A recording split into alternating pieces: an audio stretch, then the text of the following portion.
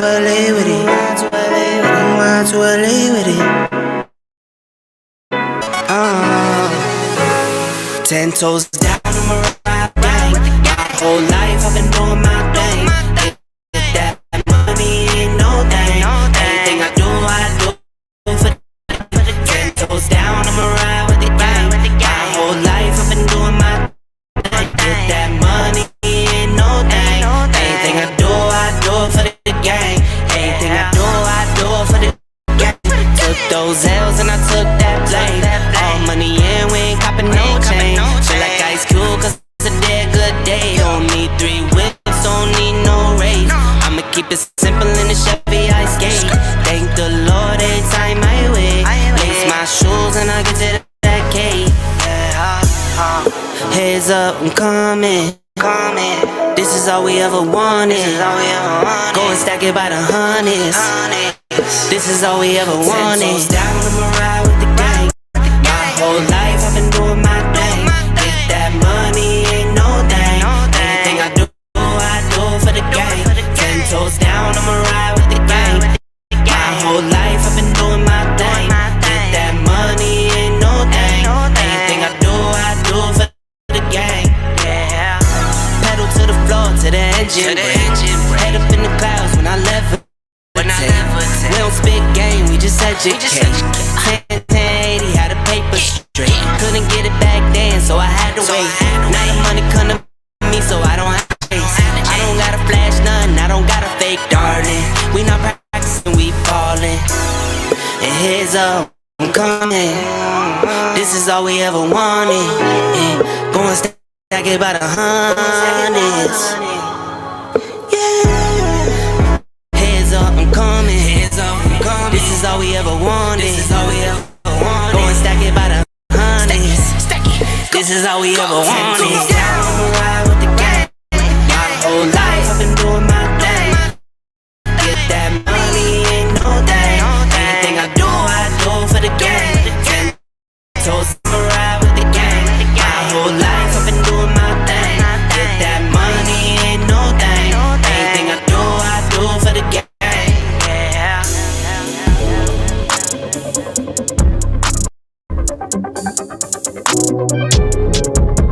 Hey.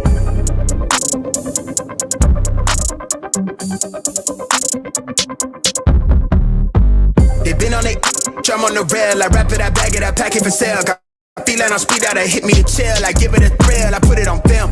If I get applaud, that ain't real. Come to my section and flex, we can tell. I got a show where she dipping them nails. I'm flipping my L's, I know they can tell. I did it too major, they hit me for favors. Been him since the cable was cut in the cradle.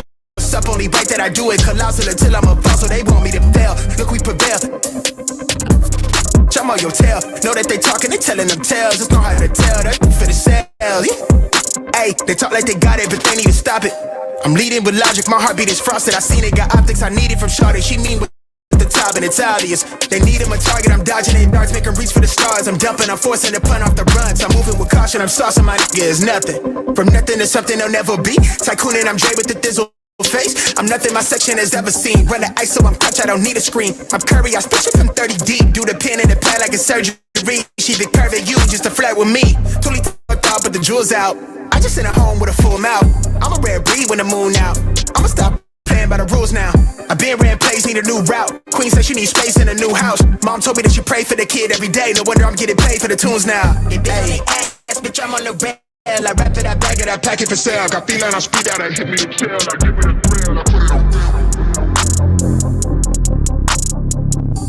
This for side, get applaud, that ain't real. Come to my section and flex, we can tell.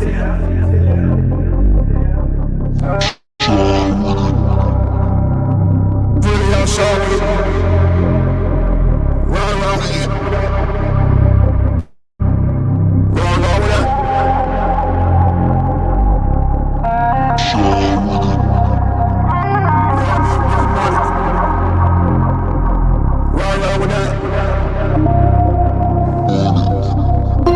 I ran up a check, I might do it again.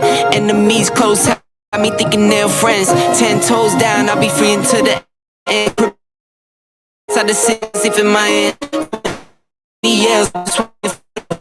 I'm one to my sins. I do it for real, it's no reason to pretend. If I do it once, I do it again. Add it up, bankroll, euro, peso, add it up, I'm just doing me, everything is on me, oh you matter what. Add it up, bankroll, euro, peso, add it up, I'm just doing me, everything is on me, oh you matter what. Add it up, told her if it's all me, everything is on me, gon' back it up. Matter what, told ya I'ma do me, why you hating on me, it's not adding up. I do roll like a Mack truck, country heart, I might cop a farm and go act up. Lot of scars, I was cold-hearted, now I'm back up. Keep it real, I do this once a month, I don't rap much. I just take the money and go stack up. Only buying car cards and get tatted up. All that other bull, it don't matter much. You only climb me, I put the ladders up. No fault, I done doubled up on the workload. I think I fell in love with the bankroll. Pray up, get money, then we lay low.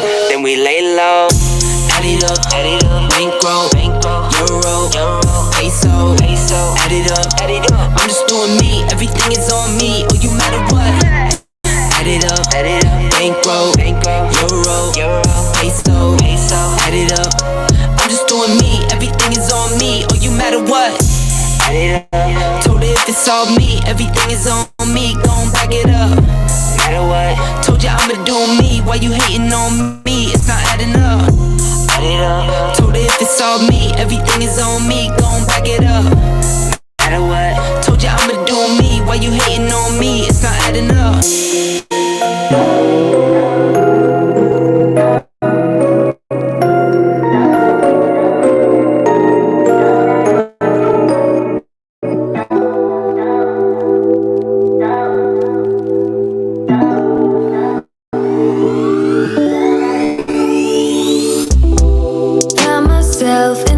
All this tension, a feeling I never was expecting.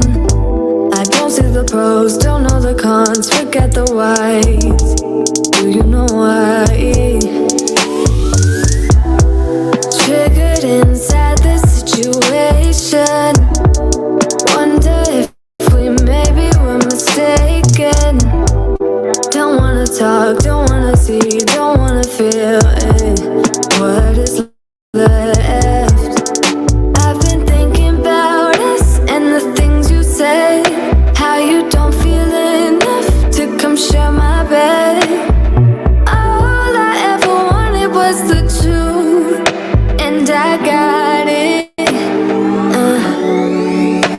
Is it too much to ask? A little conversation, a minute's enough to work out the frustration. There's no need to make me bite the pavement. A little conversation.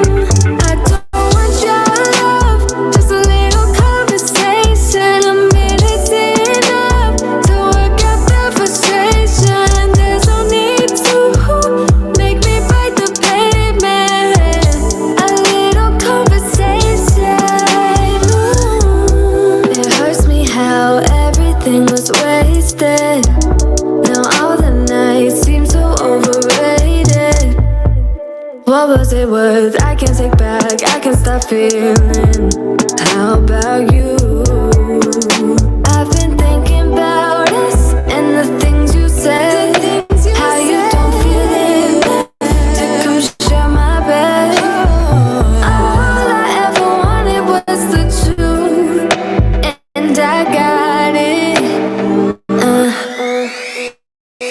Is it too much to ask? A little conversation, a minute's enough to work out the frustration.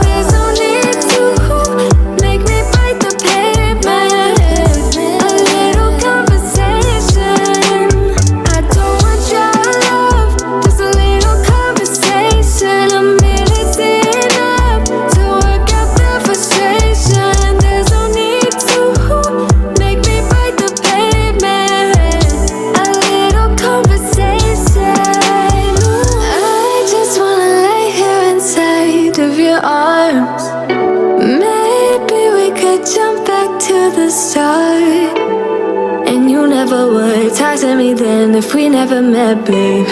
If we never met? Is it too much to ask? A little conversation, a minute's enough to work out the frustration. There's no need to make me bite the pavement. A little conversation. I don't want your love, just a little conversation. A minute's enough to work out the frustration. There's no need to make me bite the pavement. A little conversation.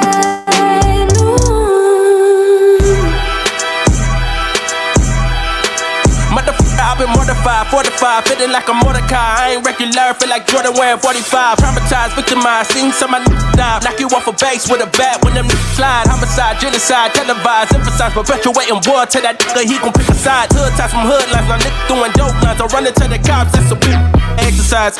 Don't run into the cops, that's the motto. I don't see it coming to an end like legato. Get chipped like staccato, send a wave through the hood, now it's sounding like vibrato. Why you eat bread with avocado? We be trying to dodge shells before it landing our tomato.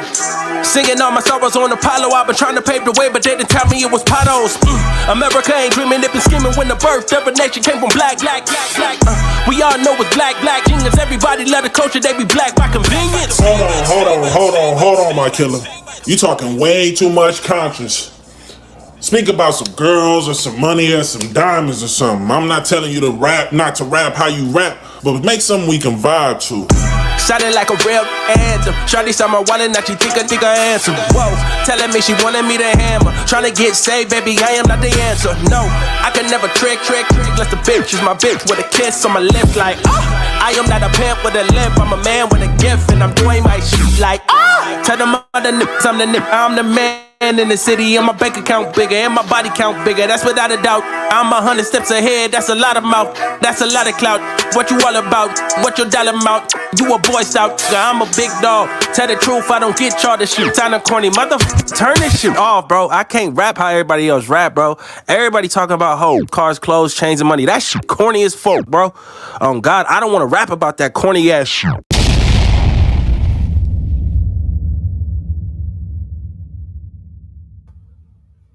Yo, what up, y'all? It's your boy Rob coming back at you once again with another live stream. So before we get started, you already know what to do. If you're not subscribed to the channel, make sure you hit the bell icon twice. Smash the like button. Share this video out to all of your followers, and let's get it cracking. All right. So my apologies to people who are watching on Rumble and people who are watching on Twitch. Today, I will not be able to view the comments. My apologies. All right. Also, shout out to my man Lehman Lucas. If Lehman Lucas is in the building, your man Lehman Lucas hit your boy up with a Cash App. So that is definitely appreciated. So please make sure you guys throw some radiation emoji in the chat for Lehman Lucas. And we're going to multitask. All right. First, throw some radiation emoji in the chat for Lehman Lucas. Second, all right. If you guys can hear me okay, if the mic sounds good, if everything is crisp, go ahead and give me a radiation emoji or a thumbs up. All right. I'm going to give some acknowledgments to everybody that's in the building early. We got my man Al McGowan in the building. We got Vovo 2 Love up in here. Shout out to James Hudson. What's good with it? Got my man Kid Gravity Beyond in the building. Carla Lockhart is up in here. Torian Rain, B1. Hey, Mr. Knickerbocker, B1. Let me see who else we got up in here. We got Catsy in the building. What's good with it, Catsy? We got Gullah Jack Tracks in the house.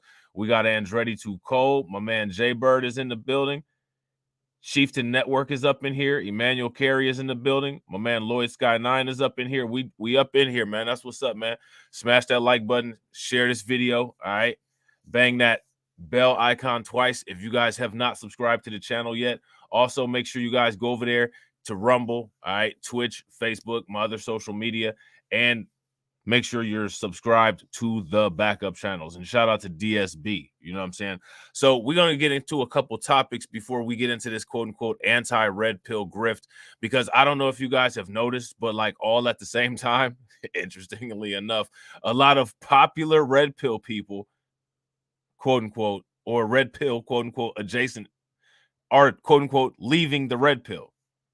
Now, this has happened before, And this has happened consistently, but it's been happening consistently in a way where it's a grift on its own. You see, there's two extremes. There's the people that's all the way on the end of the red pill that's just crazy, like extremists.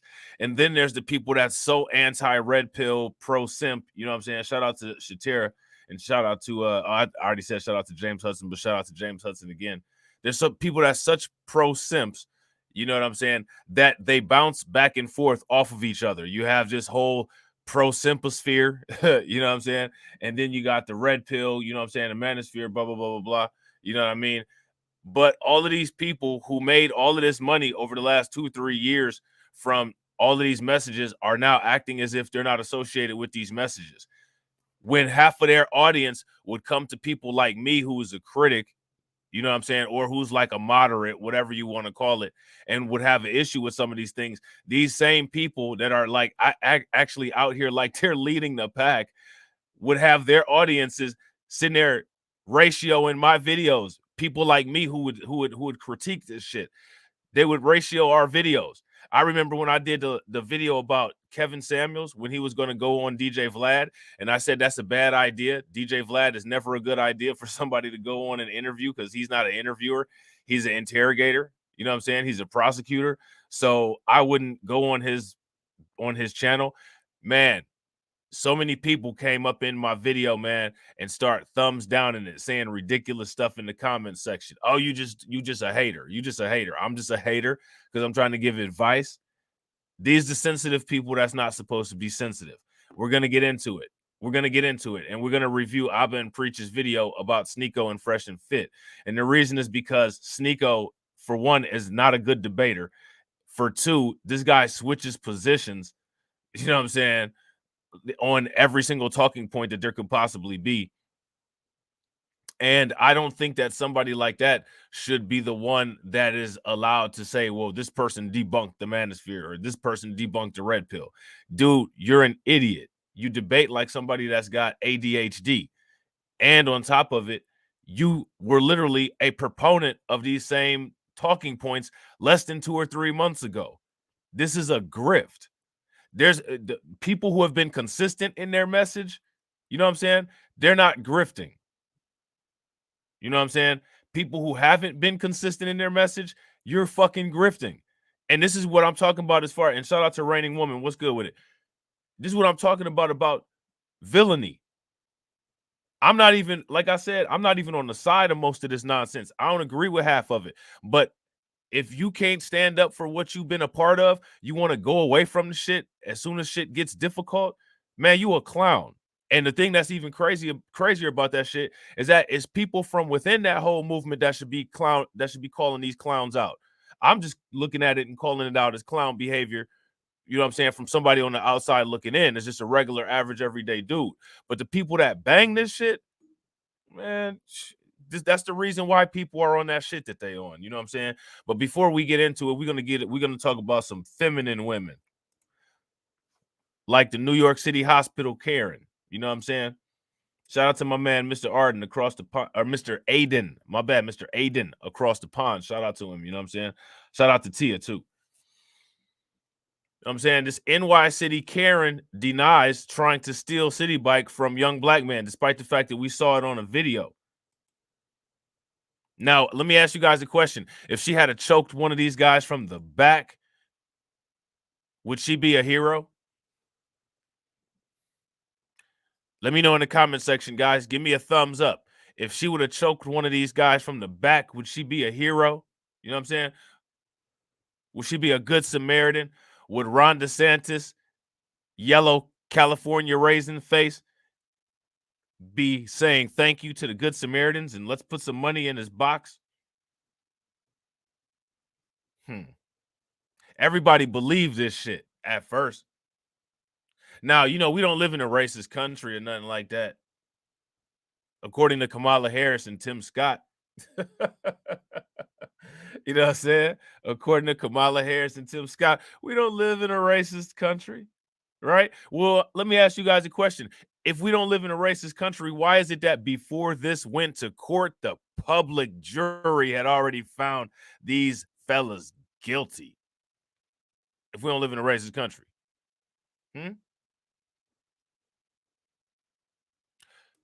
We're going to talk about racism as it relates to high value too, because I just been looking at this and I've been thinking about these things and I've been having conversations with people that I respect their opinion on the topic. And from what I find, interestingly enough,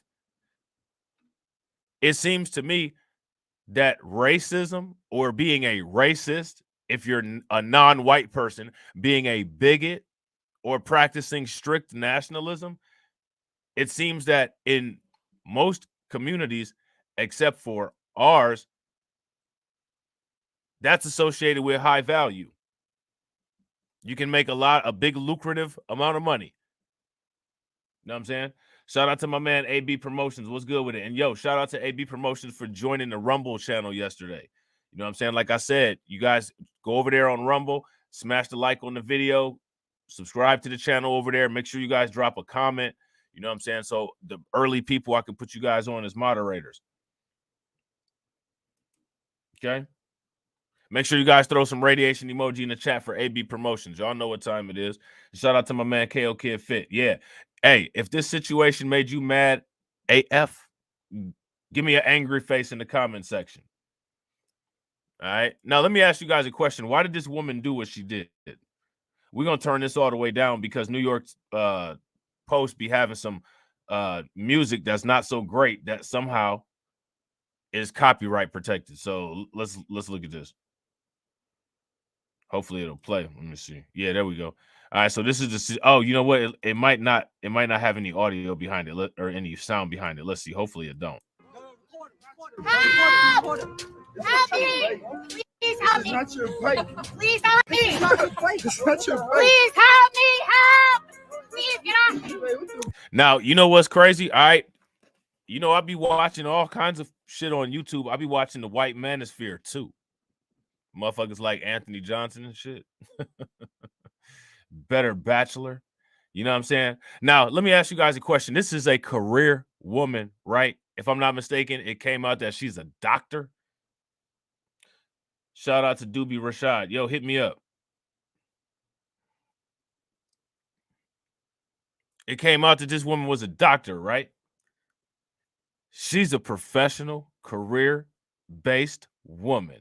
And when she's around men, she's sitting up here acting masculine. Would you guys agree?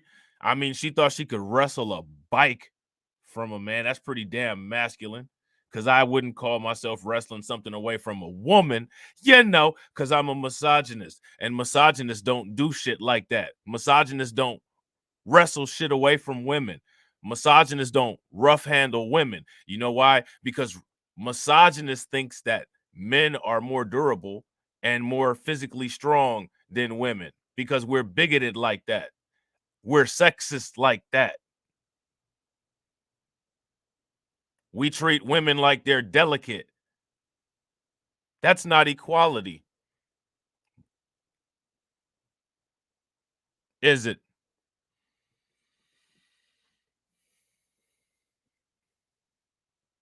That's not equality, is it, if I behave that way? That's me treating somebody like they're different than me.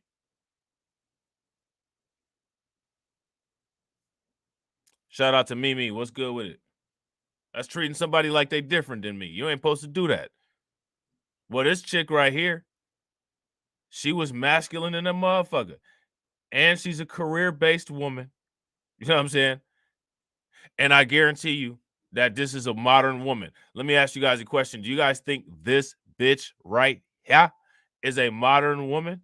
Now, you know what I find fascinating? I don't see her on any thumbnails anywhere. Just Pearly Things didn't put her on the thumbnail. I haven't seen her on the thumbnails of any of those White Manosphere content creators.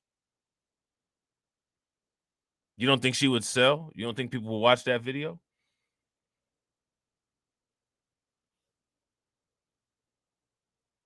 You know what I'm saying?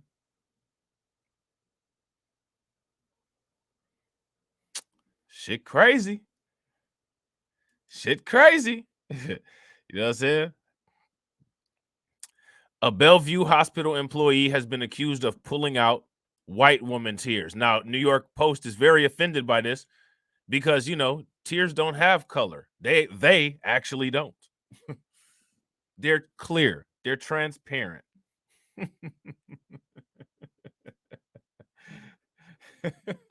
Right? You feel me? Right? You know what I'm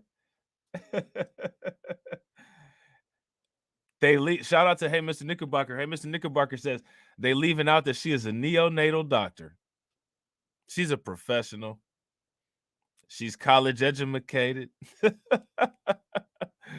You know what I'm saying? It looked like she got a black belt in racism.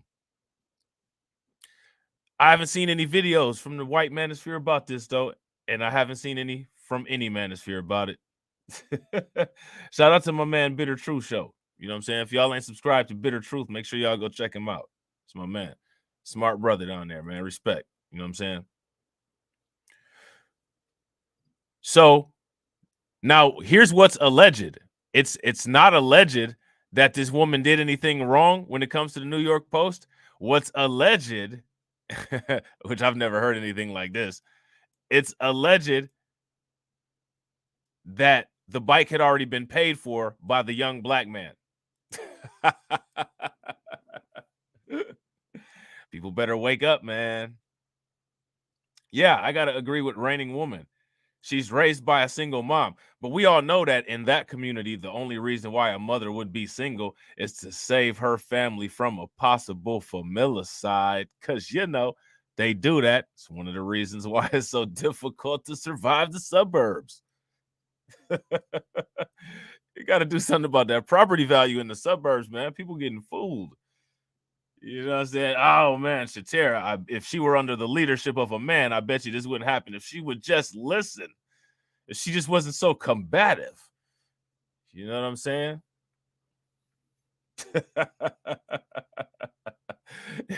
If she would just listen. Now, this is a doctor. And the thing that's interesting about it is, as a doctor, you have to be an intern. You know what I'm saying? Then you got to be a resident. Then you get to be a chief. You know what I'm saying? Then you can be a medical director. So she's had a lot of time to be under the wing of men and listen, and you know what I'm saying? But apparently she can't. Apparently she doesn't. Apparently she won't. Apparently she'll fight. You know what I'm saying?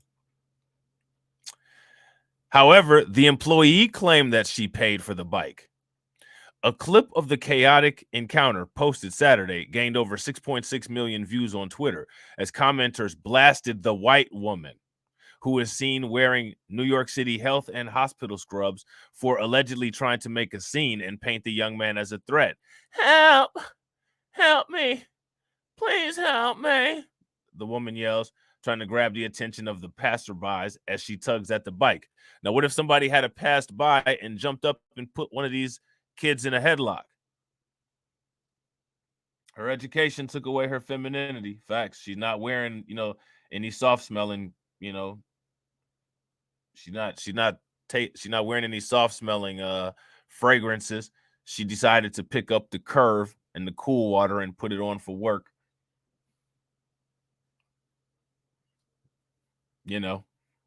Why not? She grabbed the blue bottle instead of the pink one today. So she's trying to grasp the attention of passerbys, and she was tugging at the bike. The young man keeps his grips on the bike's handlebars and repeatedly tells the woman that he already paid to use that particular bike. Look at her. She got her face in her hand. The woman continues to make a scene, raising her voice while wailing for help. Help! Get off me! Get off me! You're hurting my fetus! The woman exclaimed while pushing and shoving the young man, by the way, which is not recommended activity if you're carrying a fetus.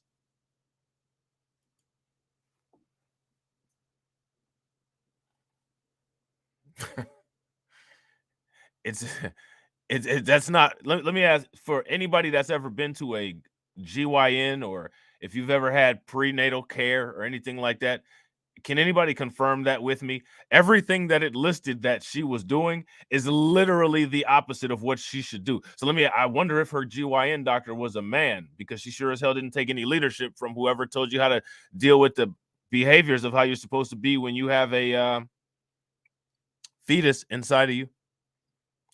But maybe it wasn't a fetus that she had inside of her. Maybe it was a demon. It was Adidas. It was Adidas.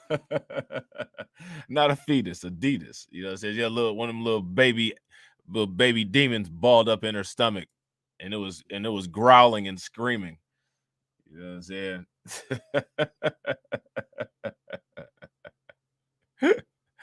Oh man, I'm not touching you. You're putting your stomach on my hand, the young man retorts as she continues to cry out for help. So clearly this woman was versed in the martial art of Sudo, because she was attacking his hand with her stomach.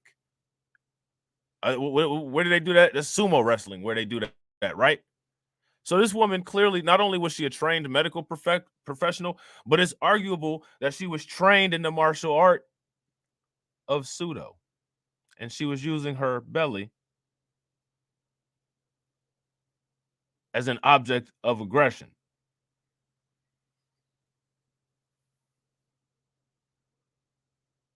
What do you guys think about that? Should she be charged?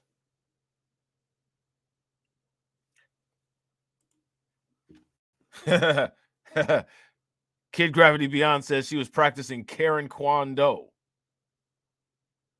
Phone on, phone off. Phone on, phone off.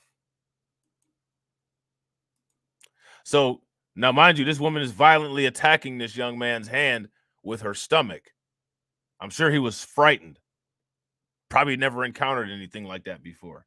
Let me ask you guys a question in the comment section. If a crazy woman that supposedly worked at the hospital started violently attacking your hand with her stomach, would you be concerned? If you would be concerned, give me a thumbs up in the comment section. If you would not be concerned, give me a thumbs down. If somebody started attacking me with their stomach, I'm gonna look at you like you're crazy. You know what I'm saying? I might actually just stand there because of the shock factor. Like, what are you doing? What do you think you're doing over here? You know what I'm saying? The young biker makes no attempts at shoving the woman back, but holds his ground and his group of friends tell her to back off and get her own bike. Okay. So I know that the New York Post did not want to type that. Put her in a chokehold for 15 minutes. I agree. She's being aggressive. She's being violent. And she's attacking somebody, which is less than what this Jordan Neely did. So would you guys agree the sufficient defense here is a doggy style headlock? If you guys agree that the proper defense here would be a doggy style headlock, give me a thumbs up. If you don't think that that's the proper defense, if you think that that's a woke defense or something like that, then give me a thumbs down. I think the doggy style headlock is just the trick we need here. And shout out to Carla for answering the Nightbot. Make sure you guys help Carla out with the Nightbot. Start fronting on people, Carla. Tag their name and tell them to help you with the Nightbot. Yes, yeah. Shout out to everybody for hitting thumbs up. About halfway through the nearly 2-minute clip, a white man wearing the same scrubs as the woman approaches the groups and asks what is going on, and the woman appears to start crying. She was waiting for her simp in shining armor. This is what she was waiting for. She was waiting for her legacy Adoso simp in shining armor.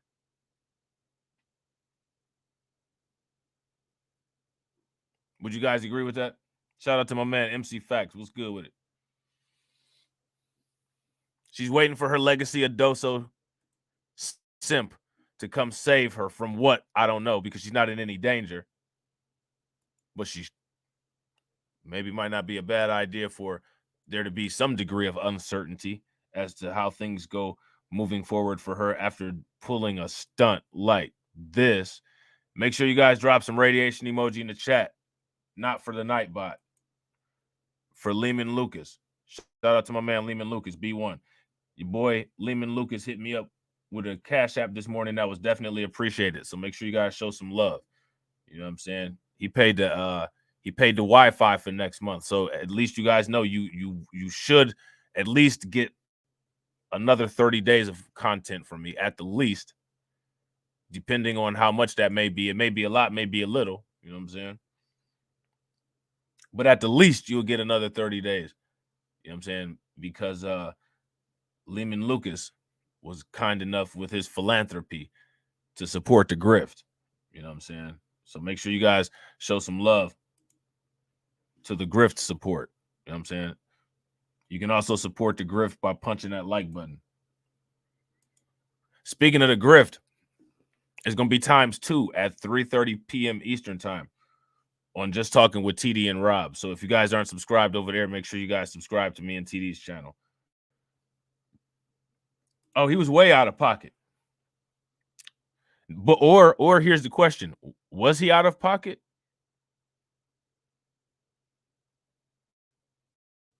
Or was he not? Shout out to Izar. What up with it? And shout out to my man Black Star Racer. See, my thing, shout out to Mr. Knickerbocker. See, I don't know if I call that on code. That's just natural behavior. I think code adds too much of an element of complexity for it.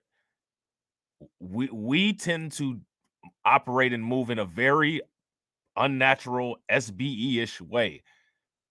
So because this seems like a complicated concept that has taken us 400 years to even notice, I don't think that we should call it that, because we're probably the minority of human groups in the world that tend to do this thing, which means that it's common across human type, it's common across human races, except for when it comes to us. Like this particular thing, right, that you're talking about here, this is less common in us, right? This right here is less common in us than melanin is in white people, which is interesting. Literally, I think about this. Literally no other group of people has to say stay on code. So to me, it seems that that's a natural human behavior across human types. So what I'm trying to figure out is I don't understand why it has to be a complicated, non-instinctual, learned thing for us. I don't understand that. I think people should think about that. I mean, like, you know what I'm saying? Like, this dude does some shit that black men are complained about not doing, right? Everybody complains that black men don't protect no damn body, right? Now, this dude tried to protect this woman whether she was wrong or right. So it can't be right and wrong in two different situations. So how is that? Is that a natural human behavior, or is that learned behavior, or what?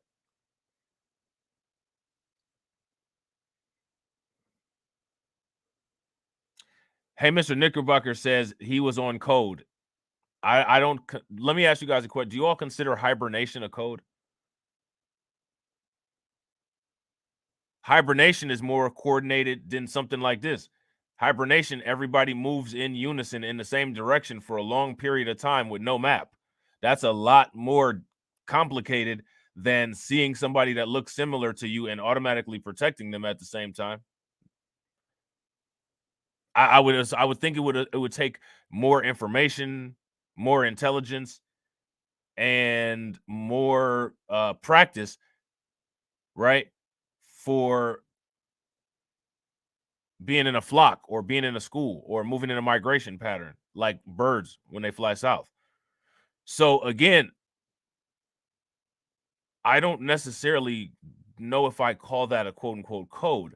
I just call that natural behavior. And what we do is not natural behavior. And I'm trying to figure out why it's not. Why aren't we behaving in the same way as other people are? And I just wonder if anybody notices or sees it like that.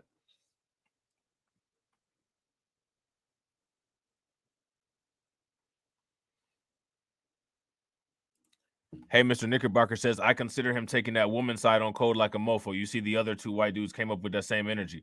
I don't consider it on code. I'm going to ask you guys a question. Do you guys consider it on code when the male birds protect the nest that the female birds are in? There was a bird, it was a robin, and it had built a nest. It had the blue eggs and everything. And the female robin would stay there sitting on the eggs.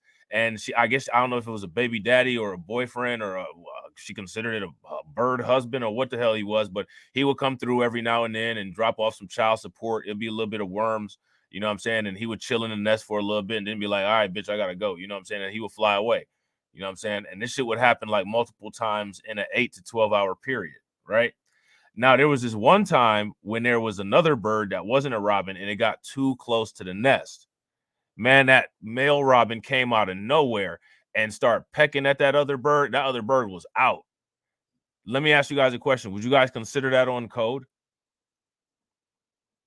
And this is a true story, by the way.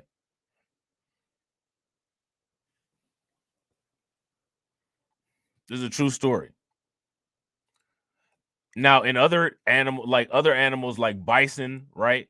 You know what I'm saying? All these other animals, they all go around in packs. And a lot of times there's a matriarch, right? A lot of times there's like a head lioness in charge of some shit. You know what I'm saying?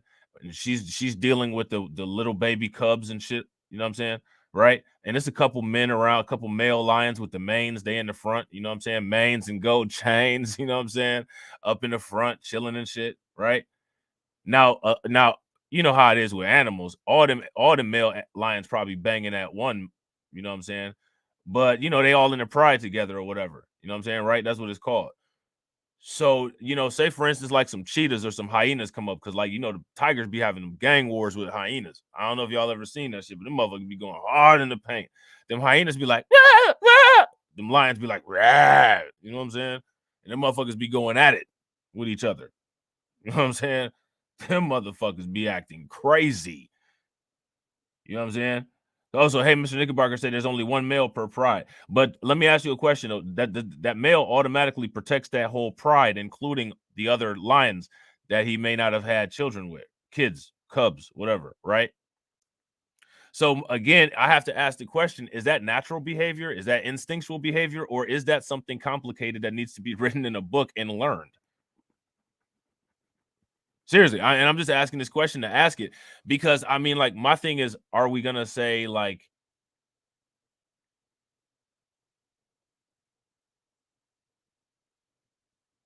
like, to me that's complicating and giving it too much credit. And again, if you look across human groups, other human groups do this automatically. Other human groups do this automatically, you know what I'm saying? And like, we actually have subgroups that actually say, like, with subgroups within our group that say like this shouldn't be done at all. Which there's nowhere in nature where you won't see the larger, stronger of the genders, because genders ain't really the same as in nature as they are with humans, but you can apply some things. You know what I'm saying? But the stronger gender, in most cases, the one that's a better fighter or protector, usually protects the children and the weaker. So I don't know if we can call that code or not. Again, that's to me, like, that's natural organic behavior. So I have to look and ask the question, well, why are we not exhibiting natural and organic behavior? Literally everybody else does that automatically. And I think that is like, everybody else does that automatically. See, we're the only ones that are acting different than anybody. I want everybody to make that clear. Everybody else is acting in a way that seems to be clearly consistent with human and any kind of organism behavior. It's only us that doesn't do that.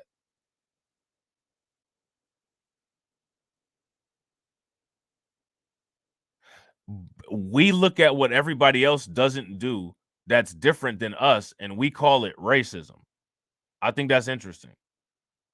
We call it racism as a result of the creation of the concept of race and the classifications that white people created that they designated to other people that people accepted.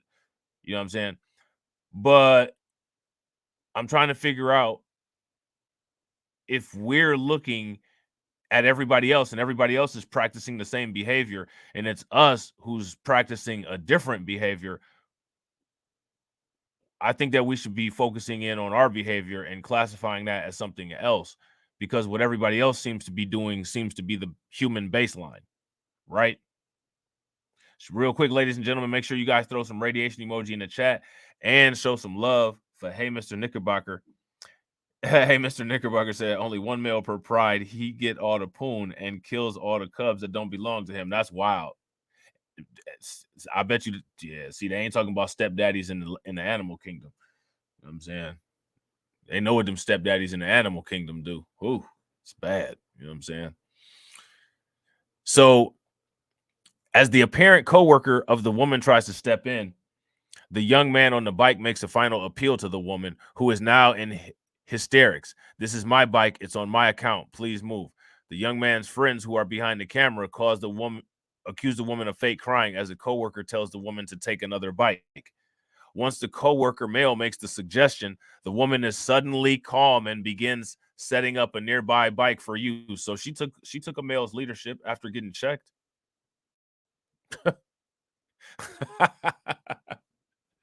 She just didn't look at the black children, the black kids, or the black whoever that was as a man. You know what I'm saying? She looked at the white guy as a man. She shut the fuck up and did what he told her to do. She just didn't see the black ones as men. I think that's one of the reasons why the white manosphere won't cover this story, because that's one of the tenets that they don't talk about. I don't think that's why any manosphere covered this story. Same issue. This is one of the tenets that they don't talk about.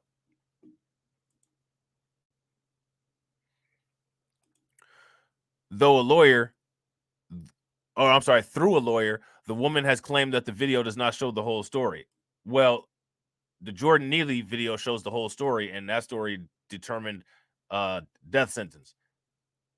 So we're going to have to assume that your video told the whole story, and it had you looking like you were about crazy. That shit had her looking like she was about crazy, didn't it?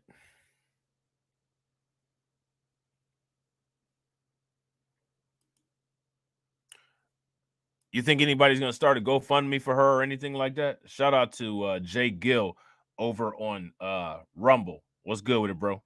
Glad to have you over there.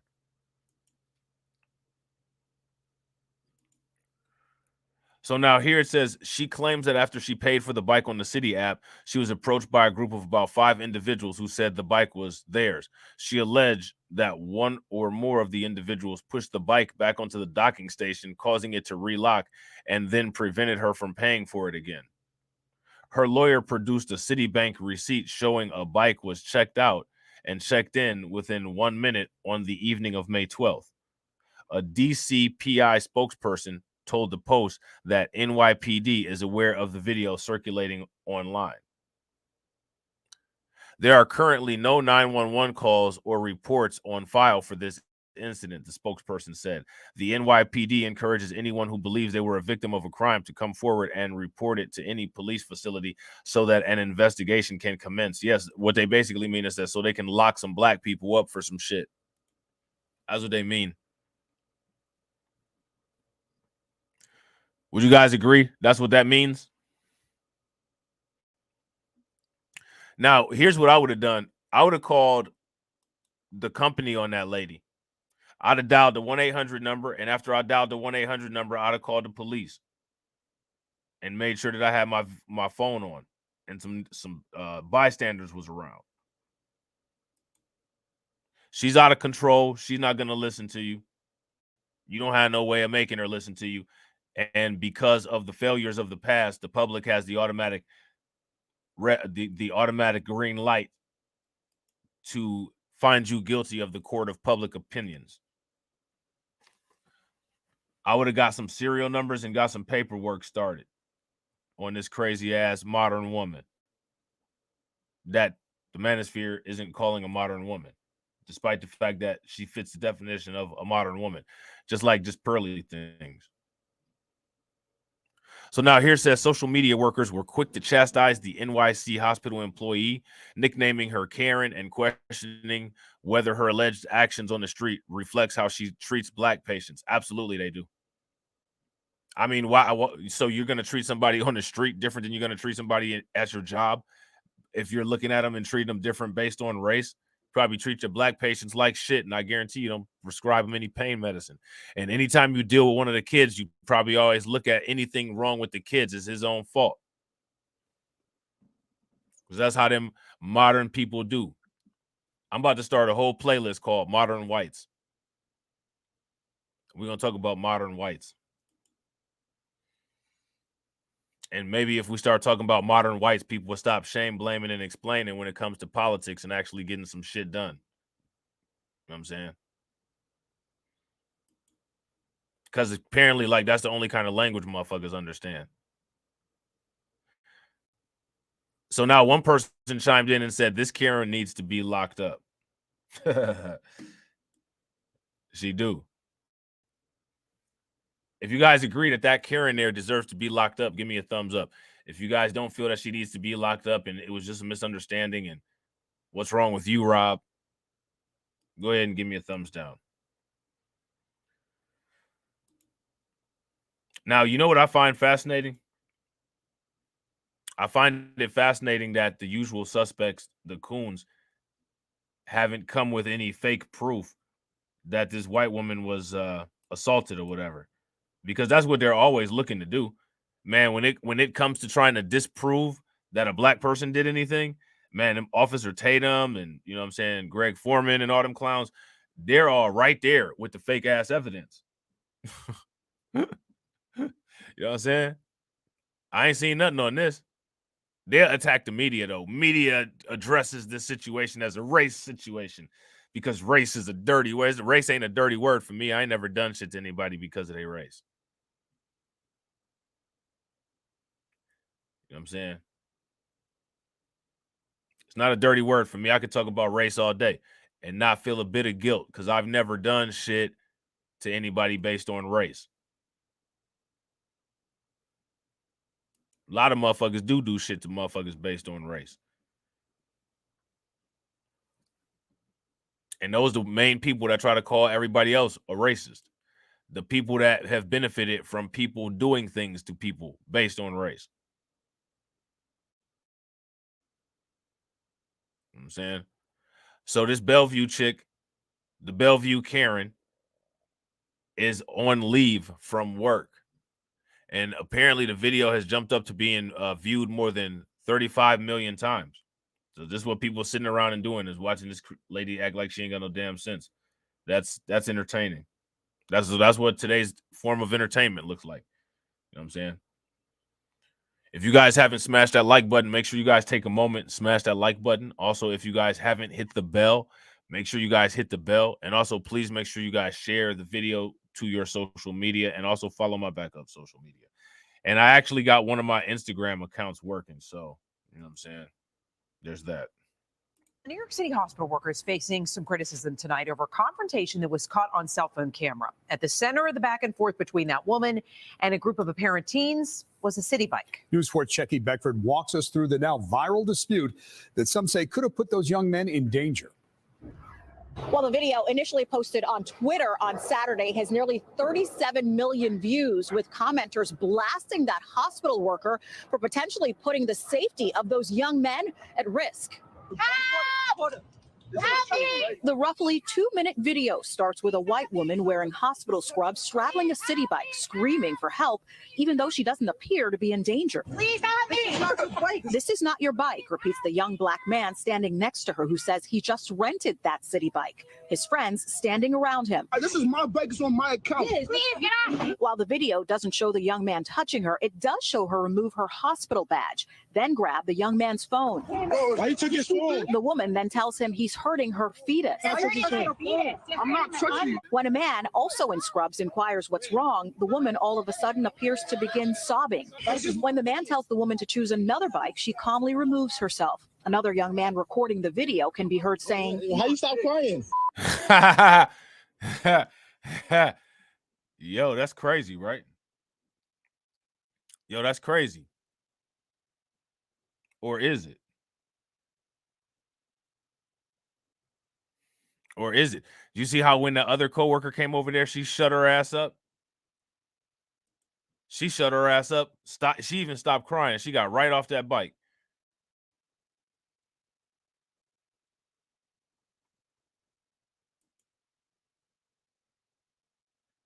You see that shit? Look at this. Look at this. Hold on real quick. She shut her ass the hell up. when a man, also in scrubs, inquires what's wrong, the woman all of a sudden appears to begin sobbing.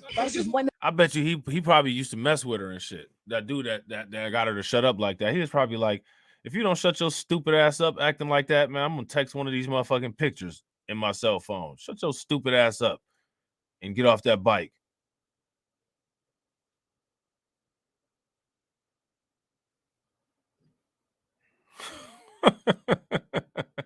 and she straightened right up in hopes of getting a call again.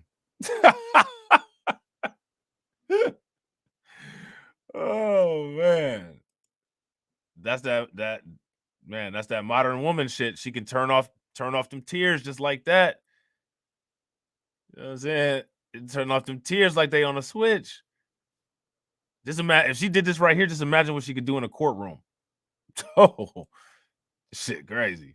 the man tells the woman to choose another bike, she calmly removes herself. Another young man. As an older dude too. Yeah, did you see how he went over to her like, "OG, get your ass off this motherfucking bike. What the fuck is wrong with you?" I bet you that's exactly how he talked to her too. Just real calmly. Fuck is wrong with you? Get your ass off this damn bike. You out here looking dumb as hell, wearing these uniforms that we all got to wear representing the company, and you out here acting like a damn TikTok video. Get your ass off that bike.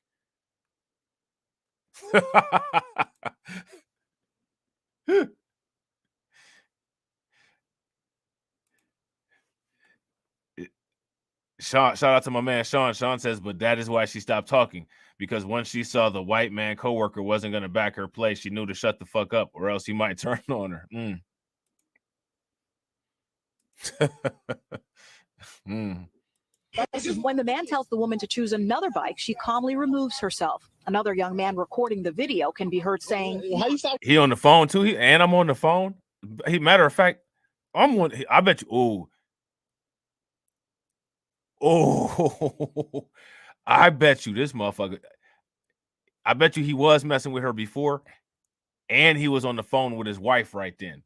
I bet you he was talking through his teeth like how motherfuckers be talking to the kids through their teeth when they somewhere in public, and the kids acting extra stupid because they think you can't do nothing about it. Get off the. And I'm on the phone with my wife. Get off that bike and shut up.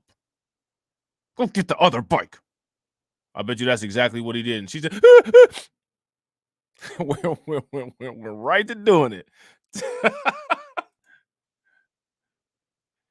That's funny. I'm crying. Not a tear came down, miss. We do not know what happened before the recording began at this city bike stand near East 30th and 1st Avenue. But like we had to. She sounded like somebody had a damn petting farm. It sounded like a damn llama. many are blasting the hospital worker, a physician's assistant who NYC Health and Hospitals Bellevue say appears to work for them. The city hospital. Bellevue Hospital should have to come out with a billboard on Bellevue Hospital posted company heading that says, "We at Bellevue consciously chose this woman. After our strict application process and interview process and vetting and months of orientation and training, not only did we choose to hire this woman, we also promoted her multiple times. We've given her good performance reviews, and she now runs an entire building. We hired her to serve the Bellevue area." That should have to be on a billboard for 30 days. Would you guys agree? If you guys agree, give me a thumbs up. If you guys disagree, give me a thumbs down. Dude said you be doing the same shit at home. That's exactly what he told you. You do the same shit at home. Now you ain't got nobody out here to protect you. And I'm on the damn phone, so I can't and I'm not.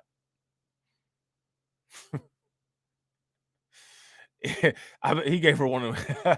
He gave her one of them stern talking tos.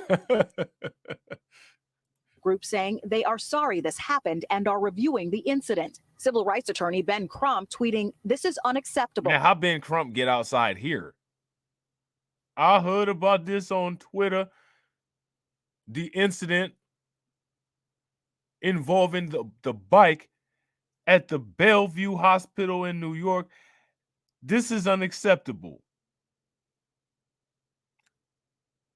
A white woman was caught on camera attempting to steal a city bike from a young black man in New York City. She grossly tried to weaponize her tears and paint this man as a threat.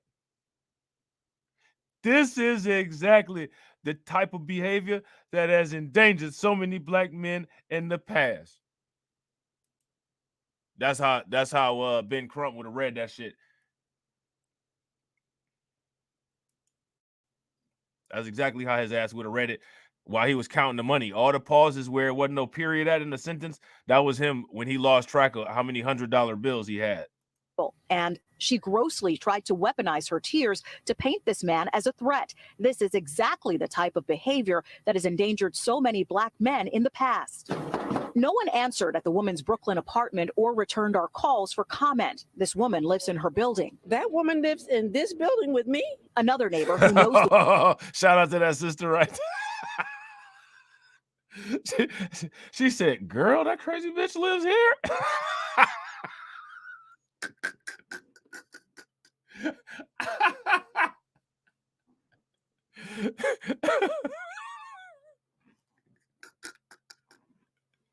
She said, "What, girl? What, girl? That crazy ass bitch lives here."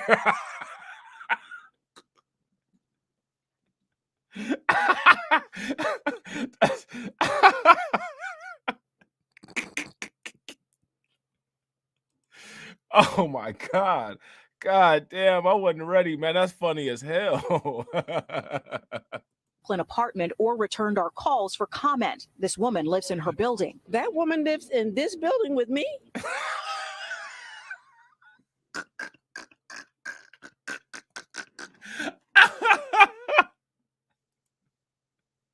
She said, "Shit, I'm about to get on this bike and I'm not coming back." She looking concerned in the motherfucker too. Look at her face in the background. She like, "Hold on, what the fuck you about to show me?" "Oh yeah, that's some fucked up shit." "Wait a minute, that shit went on here." Hold on, and that bitch live in this building with me? I'm about to head right onto the rental office right now. This woman lives in her building. That woman lives in this building with me. Another neighbor who knows the woman in the video told us off camera he believes the incident is being blown out of proportion. But this neighbor says the young men could have. All right, so let's let's play the game. Let's play the game, shall we? Let's play the game. So, what do the neighbor that said that this is blown out of proportion look like?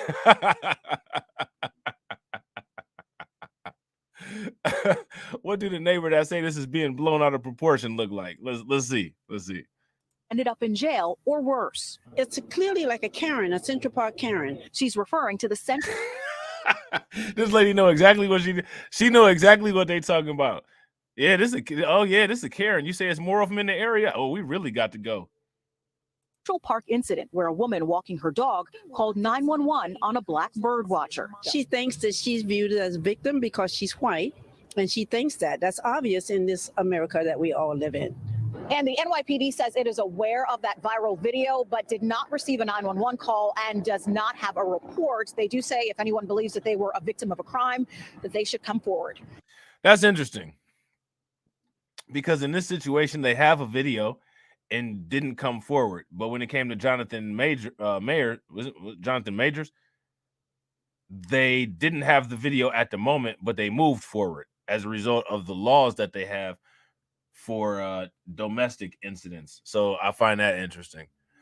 The Manhattan healthcare worker who ignited a firestorm over a widely circulated video of her in city bike confrontation with a group of young black men is out on leave and will remain on leave pending a formal review. Calling the incident in the video disturbing, an NY Health and Hospitals Bellevue spokesperson said Tuesday that the provider seen screaming at the group was off duty and off campus at the time. So why was she, maybe did she just get off work, or you know what I'm saying? Like, why was she still wearing the scrubs and shit like that? You know what I'm saying? The video has been viewed more than 35 million times. I wish that I could get a YouTube video viewed 35 million times. Somebody tell me the secret on how to do that, since it was posted on Sunday, or I'm sorry, on Saturday, with many blasting the hospital worker for potentially putting the young men's safety at risk. Now, that's interesting, because what does that imply?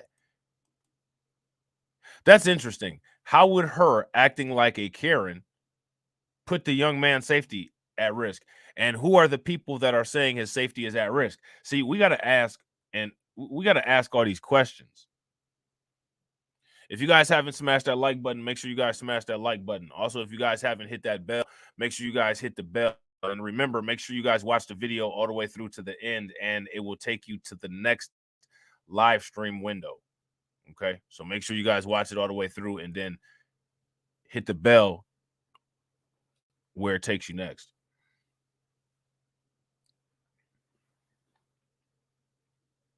Well, that's interesting.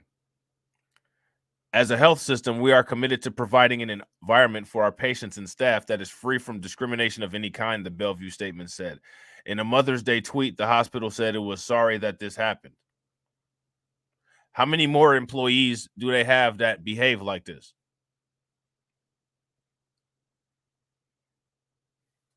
See, that's the question. How many more employees have they hired that behave like this? Because clearly, if she's working there and they hire people with these kind of attributes, clearly that's one of the attributes that they hired her for. I guarantee you that if she acted different, they wouldn't have hired her. Would you guys agree? If you guys agree, give me a thumbs up. If you guys disagree, give me a thumbs down.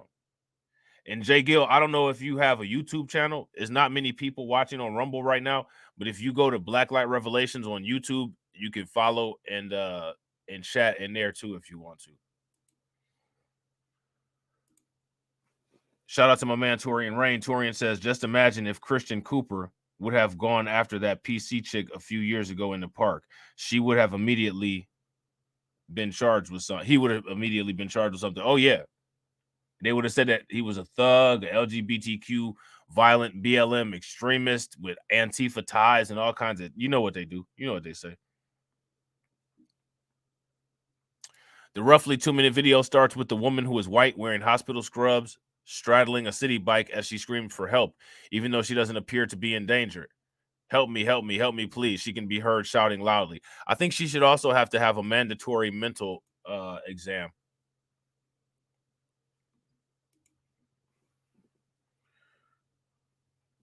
I agree. Shatera said he should have called 911. If you guys agree with Shatera, give me a thumbs up. If you guys disagree with Shatera, give me a thumbs down. Facts. Not trying to be funny. Somebody might find this funny. Most people probably won't. SBE. He should have put the law in her life. You know what I'm saying? Shout out to Ramil and Ty City. SBE. They should have put the law in her life. You know what I'm saying? But ain't nobody put the law in her life.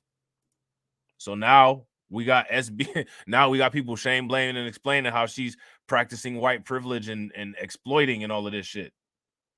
You know what I'm saying? But then nobody put the law in her life.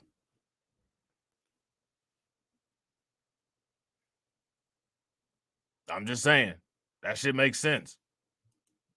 You know what I'm saying? People may not like people. You know what I'm saying? They, you know what I'm saying? Oh, you said nah. I read it correctly. Andrew Cuomo was about to impose an anti-Karen law of sorts, but because Christian Cooper wanted to be the good guy, she walked away unscathed. Even his own sister. Oh wow, I didn't know that. Did I say Chris Cuomo or did I say Andrew Cuomo? I can't remember. I hate when that shit be happening. You know, you ever had them little glitches where you forget some shit like immediately after you just did it? So I don't think we need to read any more of this because the rest of this just describes the situation. All right. And we know the situation.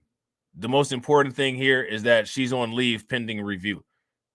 Another thing that's so important is that people are so happy that they think that she's getting some kind of consequence, that people forgot to ask if the leave was paid or not. Because I don't know whether it is or isn't. I don't think the hospital disclosed it. And I think that there's a possibility that she's getting paid while she's on leave. How many of you guys know who Congress 304 Lauren Hobart is? You know what I'm saying? You guys know who Lauren Hobart is? The Congress Modern 304?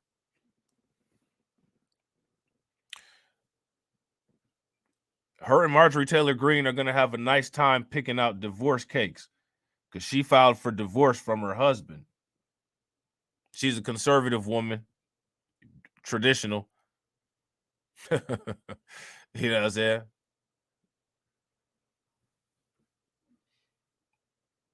She's a traditional. She is a actual conservative, flag flying, gun shooting, conservative, modern woman. And she's leaving her husband, just like all these conservative chicks are leaving their husband, like Steven Crowder's wife. They're modern too. But you don't really hear too much about it, though. Ain't nobody really, you know what I'm saying? Like, I've been calling Lauren Boebert out as a modern woman and a hoe for a long-ass time. You know what I'm saying? And a lot of people get mad at me. She got some OnlyFans shit popping off. You know what I'm saying? Hey, I ain't mad at the OnlyFans motherfuckers. I ain't mad at people engaging in profiteering from the hoe economy. I've never been against that. Show me any content that anybody can find where you hear me speaking against the quote unquote hoe economy. Never have done it. You know what I'm saying? Torian says, I think Lauren's husband was cheating on her. I wouldn't be surprised, especially seeing how he's got a history of being a pervert, and she chose to marry him anyway. We all know this guy has a bad habit of not keeping it in his pants. So to assume that Lauren is leaving him because he didn't keep it in his pants, I mean, that would make sense. It would be some behavior consistency there. You know what I'm saying? Oh, she's definitely a modern woman. 2-time teen mom, had both kids in her teens. Yeah, so she was going hard in the paint. Hard in the paint. She is a grifter, trying to live and act that conservative lifestyle, and you popping out kids like a Pez dispenser when you were a teen.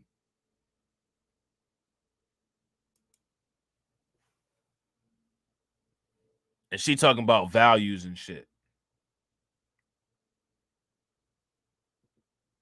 She trying to lecture the United States about values, and she don't even value her own body. I think there was some abortion rumors swirling around with her too.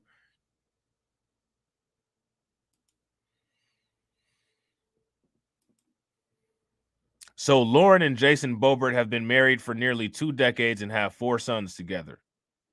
U.S. Representative Lauren Boebert has filed for divorce from her husband, Jason, the Garfield County Republican, announced on Tuesday. The couple has been married for nearly 2 decades.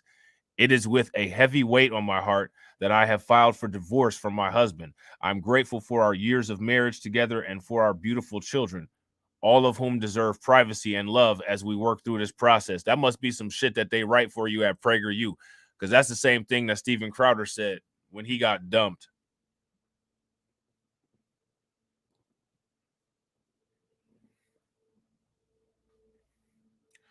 That's what Steven Crowder said when he got dumped. They must have like a pre-dump. Oh, I know what they call it. It's called a pre-dumptual. It's called a pre-dumptual. It's a little paragraph that you write out just in case the occasion that you get dumped by your significant other. Not to be mistaken with a prenuptial. This is a pre-dumptual. You know what I'm saying? I've always been faithful in my marriage, and I believe strongly in marriage, which makes this announcement even more difficult. She added, this is truly about irreconcilable differences. I do not intend to discuss this matter any further in public out of respect for our children, and will continue to work hard to represent the people of Colorado's 3rd Congressional District. Now, you guys remember Marjorie Taylor Greene, right? Marjorie Taylor Greene and her husband, they got a divorce. Somebody found out Marjorie Taylor Greene was all over the place and getting busted up and down. These Congress 304s, man. But people don't really talk about them all like that, though. You know what I'm saying? The divorce petition claiming the Bobart's marriage is irretrievably broken was filed on April 25th in Mesa County Court, according to documents reviewed by the Colorado Sun. The initial finding includes a request by Boebert that she be granted child support and giving parental decision-making power for their children, who were listed as sharing an address with her in Silt. Jason Boebert was served the documents at a different address not far from where Boebert resides. She going after him for child support.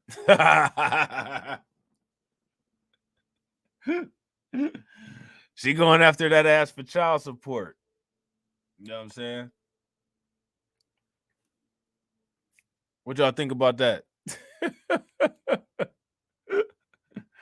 What y'all think about that? That's that fit feminine and what is it? Fit feminine and whatever. The 3 F's, the triple F. She finna get that money. You know what I'm saying? She finna get that MUNY. Additional documents regarding mediation and financial disclosure were filed on May 11th. The Sun was first to confirm the divorce proceedings. Court filings list the date of the couple's separation as April 25th. They were married in June of 2006. The Boeberts have 4 sons, the oldest of whom is 18 and was expecting a child in April. So the 18-year-old child was expecting a child in April. So the 18-year-old must be a girl, and she's pregnant, like her mom. Family values. The Congresswoman announced during the Conservative Political Action Conference in March that she would become a grandmother. She noted that the child would make her a 36-year-old grandmother, just as her mother was. So again, this is genetic. 2 generations, probably be a third.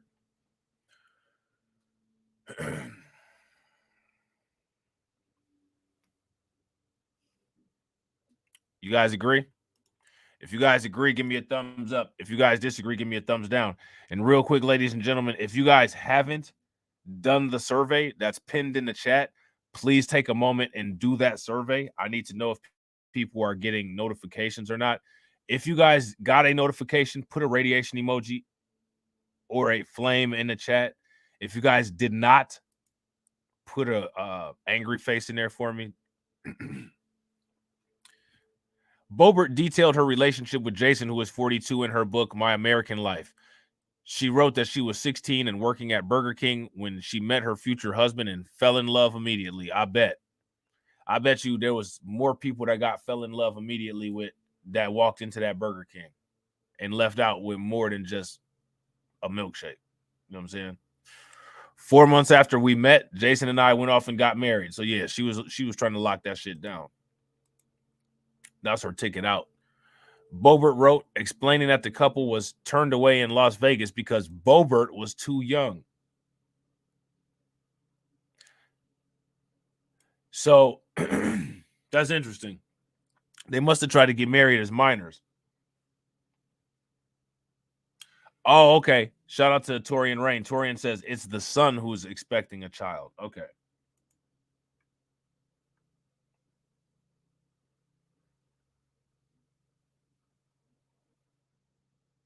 Cassie says he's 10 years older than her. So he was 26 when she was 16.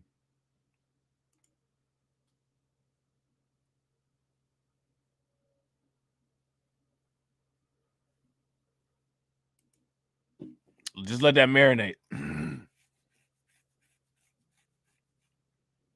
Just let that marinate. I don't know if you guys have ever heard any of Lauren Boebert's rants, but you guys probably should.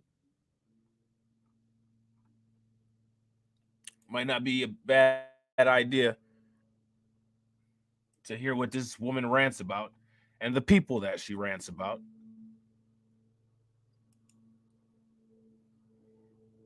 You know what I'm saying? For any Karen who may be reading this, Jason and I broke no Colorado laws with our relationships, despite what you might be thinking. What is it that we might be thinking? What might be? I mean, I didn't. Whoa. There she go. She's aggressive. You know what I'm saying? Why are you getting so aggressive? I wasn't thinking of any broken laws until you mentioned that some laws might have been broken. Time to investigate. Let me ask you guys a question. What law do you guys think might have been possibly broken that she's up here lashing out about?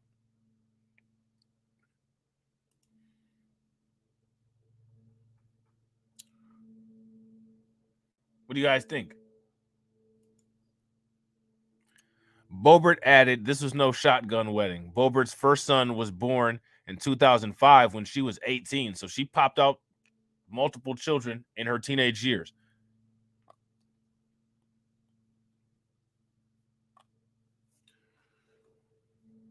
She did like LeBron James. As much as she hates LeBron James, she did exactly like LeBron James. She started her career early in high school and skipped college. You know what I'm saying?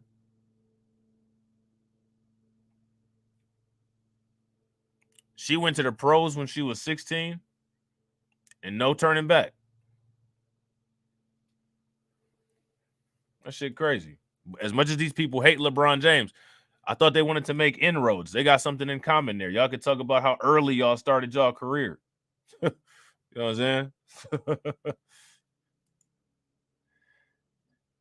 McDonald's offered me a shift manager position that paid me more than $40,000 a year when I was just a teenager, Bobert wrote.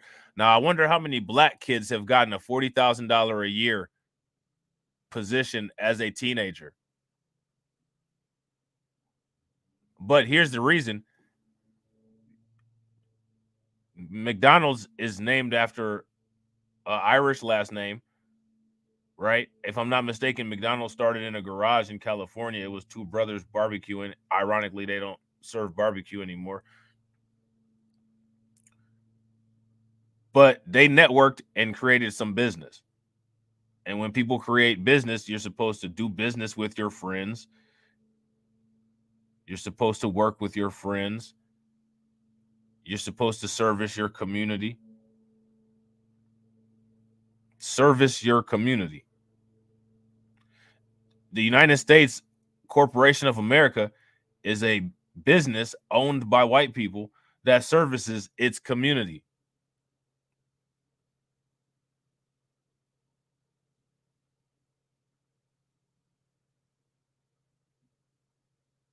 Would you guys agree? If you guys agree, give me a thumbs up. If you guys disagree, give me a thumbs down.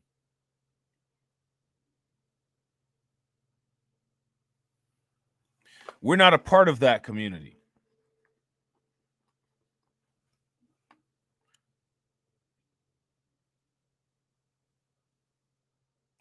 And we get treated like we're not a part of that community. Let me ask you guys a question. Is that incorrect?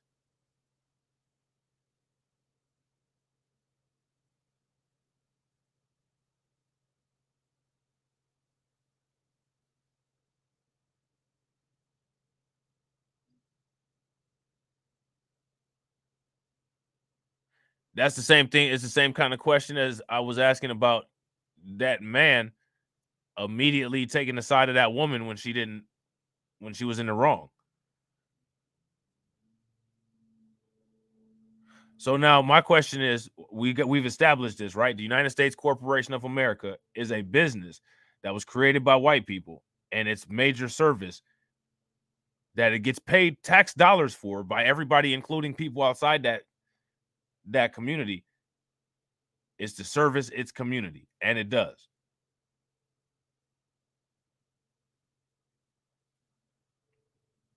So now, inside the United States, other communities that form, whether they have common ancestry, cultural things, liking similar music, whatever it is, same race, they create communities inside the community. And in many cases, those communities service the other communities.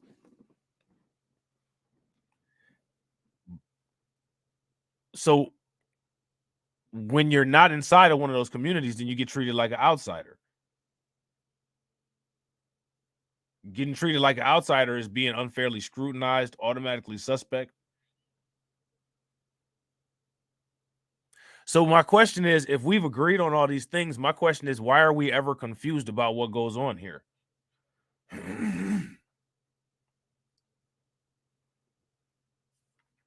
If the United States is indeed a business that was created to service its community, and it treats people outside of its community as outsiders, why is anybody ever confused when we see any of the stuff that we see? That's my question for you guys.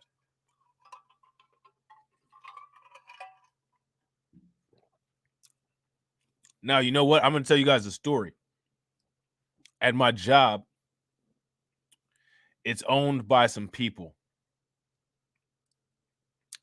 That's why one of these days I want to buy my job. That's one of my goals. It's been my long-term goal, and people are aware of it. You know what I'm saying? I want to buy it, and I want to take control over it. But it's going to take a while.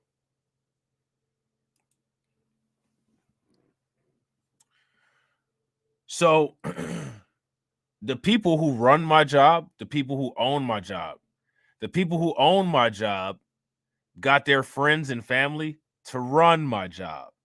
They don't have a choice. The way that the company's financially structured, they don't have a choice, finance man. It's going down whether they like it or not.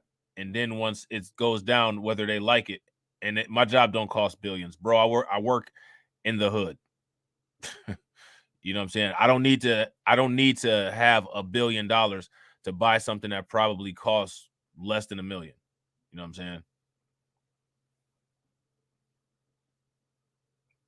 And they can go out on their own, you know what I'm saying? Or they can go out escorted out by one of my homies once I take control of that place. You know what I'm saying?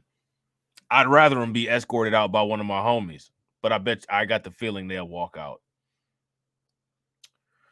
So, like I said, the owner got his friends and family to run the building. The friends and family got their friends and family to get jobs there, right? Now, mind you, this is smack dab in the middle of the hood. This is in the hood, in the hood. You know what I'm saying? Nah, they're not. I'm telling you, they won't be happy to sell it. Trust me. That's the perceptions that people have. This place is they're not gonna like this. You know what I'm saying? Everybody wants a low cost, high revenue asset. And that's what my job is. People are not gonna let that go very easily. You know what I'm saying? Which they don't have a choice if they just get completely bought. So, which is what's gonna happen. But they all work together, they all network. You know what I'm saying? Shout out to my man Carlton Way. Now, here's the thing, right? Oh, I can't tell you that, finance man. Can't tell you that for free and without a non-disclosure. So now, a couple years ago, they did some remodeling. And the remodeling budget that they had was $1 million. And they spent the entire $1 million. And it looks like shit. You want to know why it looks like shit? It looks like shit because they hired all of their friends who were inexperienced to do it. And they just completely messed up. But what's the point? The point is, look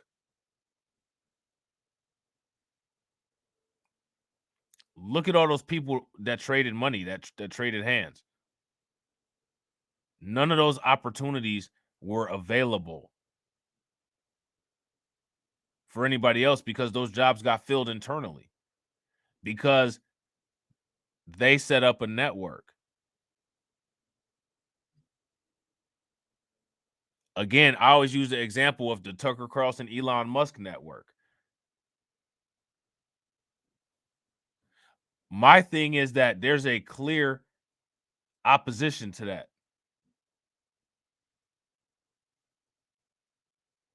There's a clear opposition to people working together. There's also a clear delusion of how well people are working together. And I'm trying to figure out where it comes from.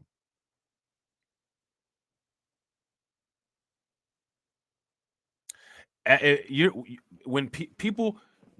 have a group of friends in high school, your group of friends should be working together, going to school if they're going to school for things that complement each other's business aspirations, and then work for businesses. And your friends are your subcontractors, and your friends are your vendors. For whatever reason, we go and work at these jobs that we're not a part of the network and we're not a part of the community, and we expect to be treated in a way that is outside of what those jobs are put there for. I don't understand why people are not complaining, but I don't understand what people don't understand about that. You know what I mean? Like, does that make sense? Am I asking a fair question?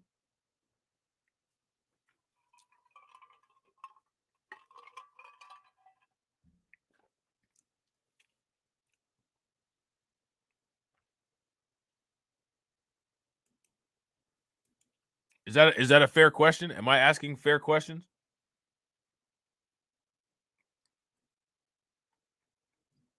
What's the point of not networking? What's the point of not setting up businesses? Because see, like, there's been a long time where we have not done these things. So my question is, like, what have we benefited from in the action of not doing any of this shit? That's what I'm trying to figure out. And then we'll apply for a job, and somebody's grandson or somebody's niece or somebody's friend or somebody's neighbor's son that's part of that particular community will apply for a business that was created to service that particular community, and the person who owns the business is related to that person, and they say, well, that's my next door neighbor's best friend, I got to get them in. I feel obligated to get them in and help them out. I don't have no obligation to this other person, so sorry, you ain't getting the job, even if you're qualified. This person is automatically qualified because I know him.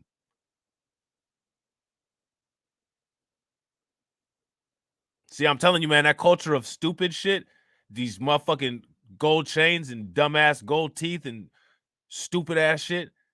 My question is, how is that shit paying off? We about to hit the racial wealth gap in 2020 and in 2053. Motherfuckers got off on being dumb. You know what I'm saying? Like, how's that shit working out now? That's my question for everybody. You know what I'm saying?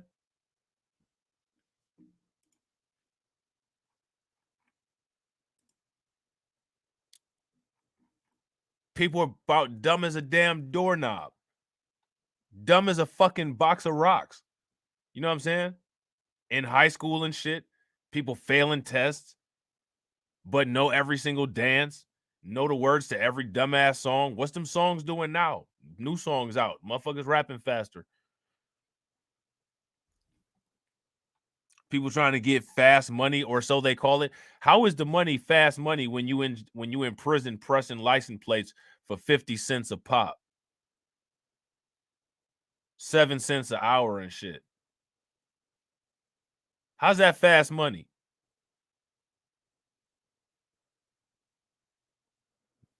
These are all things that all of this shit is called. So this is why I'm asking these questions. And shout out to Tammy, and shout out to Carla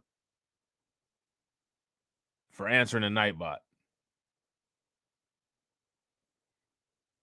That's my question. Where's that gotten anybody? What's anybody doing with their spinners? You know what I'm saying? What's anybody doing with them bad boys? You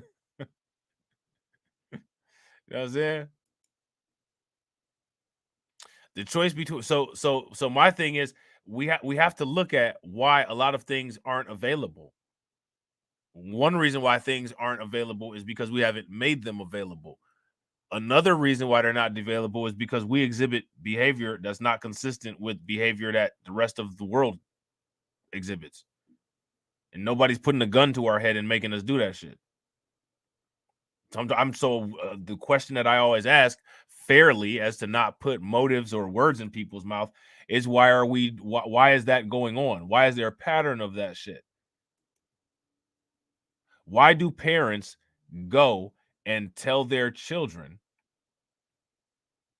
to go get a job instead of go start a business? You know one thing that parents do tell their kids oftentimes? They don't tell their kids oftentimes to go start a business. Now, they will tell you to mind your business. You know what I'm saying? A lot of times, even if you ask them what they doing and it's something productive, like balancing a checkbook or something, go mind your business. Show me how to start a business. Fuck you telling me to mind the business for, you know what I'm saying, and I'm 8 years old. I don't even know what the fuck a business is. But I know somebody in some household that's 8 years old that probably actually has a after school job where they spend time with their parents at a business. You know what I'm saying? So now here it says the choice between a high school geography class and a high paying job, one that would put food on the table, was an easy one. I dropped out of high school and took the job. Jason Boebert pleaded guilty to public indecency and lewd exposure after allegedly exposing himself to 2 girls at a bowling alley in January of 2004. So you guys, hopefully you didn't think that I was playing when I said that Jason Boebert has a history of not keeping it in his pants. So it's probably not very far from likely that that's what he did and is causing the issues in his relationship. But there goes your evidence if you needed any.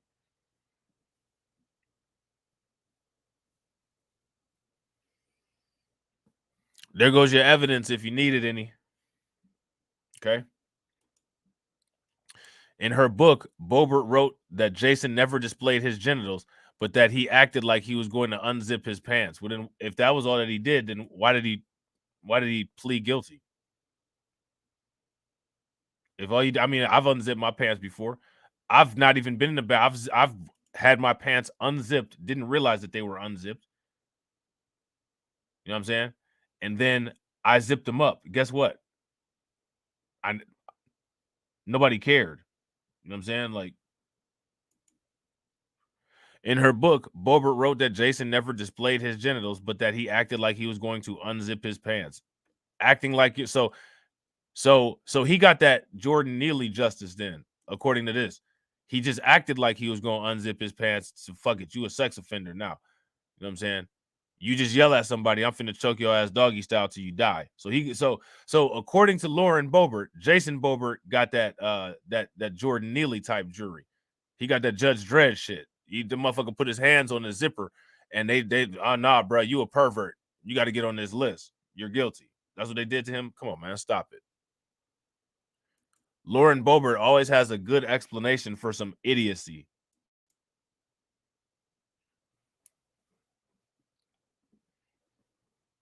And probably because she's an idiot, which means that she specializes in idiocy.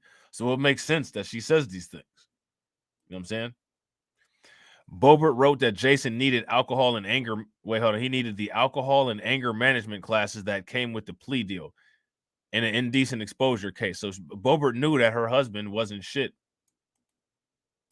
I mean, not only did you marry somebody that's flashing all over the place, but you also know that he's an alcoholic and probably kind of violent. And that's probably what turned her on, made her want to leave Burger King and hop into his life. You know what I'm saying? Oh my God. Oh my God. This guy is the best guy in the world. He's 10 years older than me. He's violent. He has an addiction. and an added bonus that I didn't even ask for. He's a sex offender. Shit. Sign me up. This is before swiping right. You know what I'm saying?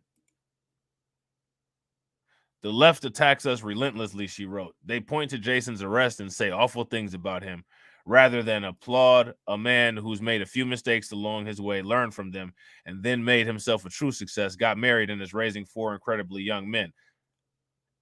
Shout out to Rolo Tomasi, and shout out to Fresh and Fit for that debate that they had with Sneeko and Destiny, right?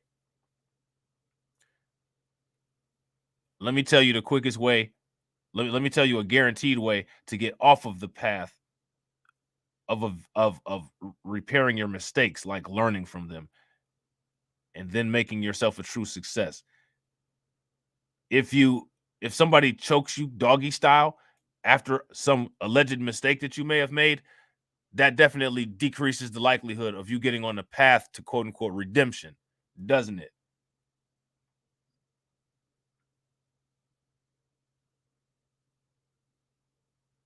If it does, give me a thumbs up. If it doesn't, give me a thumbs down. It's very interesting how all of this stuff works. It's very interesting, all of the nonsense that these people say. But inconsistencies are fun. Would you guys agree? If you guys agree that inconsistencies are fun, give me a thumbs up. If you guys disagree, give me a thumbs down.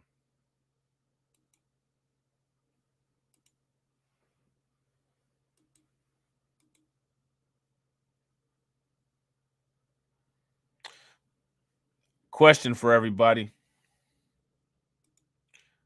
Why are the Democrats attempting to attach themselves to the grassroots reparations movement? Shout out to Anubis. What's good with it, bro? Real quick, ladies and gentlemen, if you guys haven't smashed that like button, I need everybody to take a moment, bang on that like button, share the video out, share the video to your community page on YouTube. Help your boy out like that.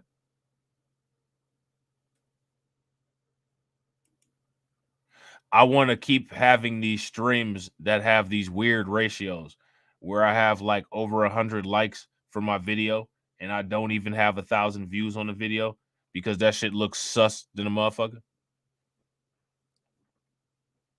What else looks sus than a motherfucker is if you go to my account on Rumble and you can see that my streams and videos that I post on Rumble get more views than they get on YouTube, and I only have 55 subscribers on Rumble.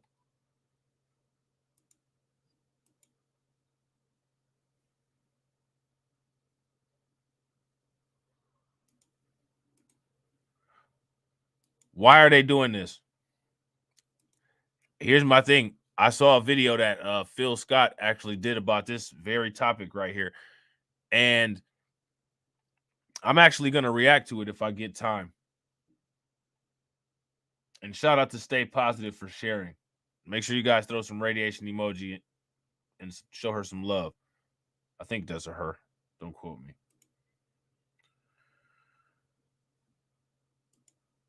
Cori Bush calls for $14 trillion in reparations. Now, let me ask you guys a question. Why is Cori Bush calling for anything about reparations? Who told her to open her mouth or even get involved in anything? She's not a part of this. Carla says we only got 8 likes.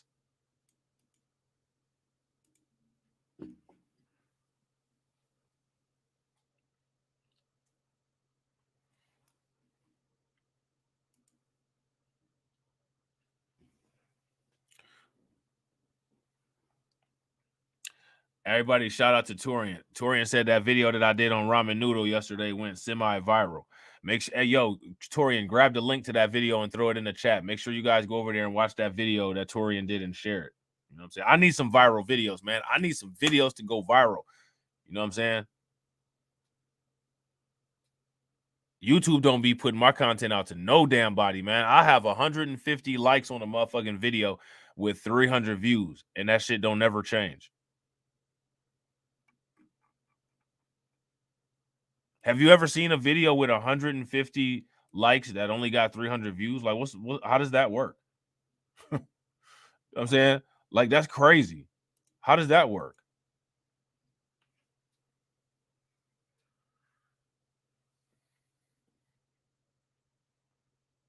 That's why that's so important. But for real though, my question is, how does that work though? Like, that don't even make no damn sense.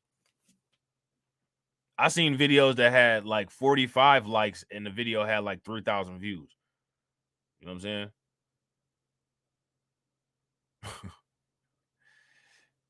saying? Vovo said it's YouTubing while black. If you guys agree, give me a thumbs up. If you guys disagree, give me a thumbs down. Carla said 49 watching with 8 likes. Y'all killing me up here. You know what I'm saying? Y'all killing me.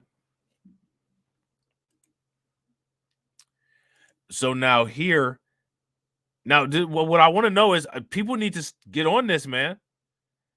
Cori Bush isn't a part of this.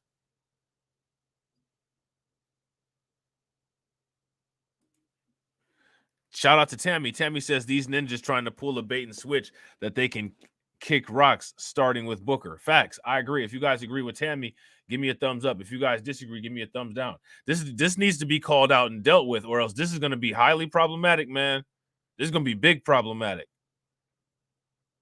This is what did I tell you guys about the Democrats? You know what I'm saying? They try to latch on to everything. They try to latch on to any kind of movement that they possibly can. They have to be moved away from this immediately and forcibly. And people need to be encouraging. Make sure they need to stay far away from what we're doing. They're not a part of that. If anything, what they're trying to do is get the number as big as they possibly can and get it and turn it into a we'll give this to everybody type program. Y'all ain't giving a damn thing to everybody. Shit, we having a hard enough time with y'all even listening to what we're saying, which I don't even know why people are still wasting their time with that. But like I said, I support reparations to the fullest. So I might have my criticisms, but you will never hear me say I am anti-reparations and that people shouldn't be doing what they're doing.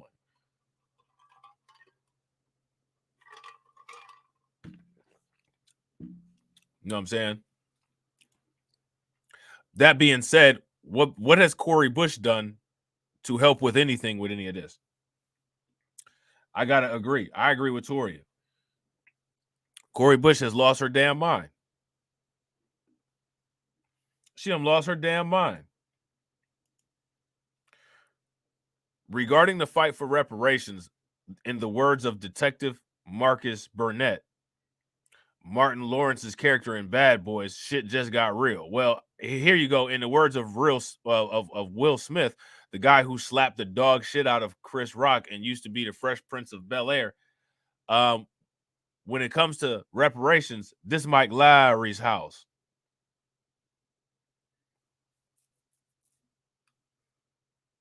Excuse me, Cori Bush. Since we're quoting movies, when it comes to reparations, this Mike Lowry's house. Okay?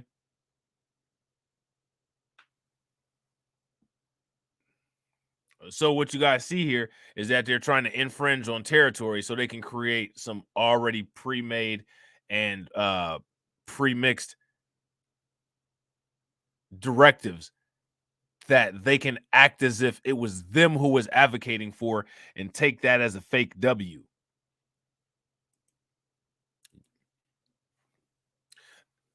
The Democrats didn't create any momentum behind reparations whatsoever. None.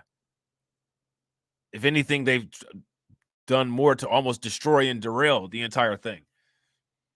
Would you guys agree?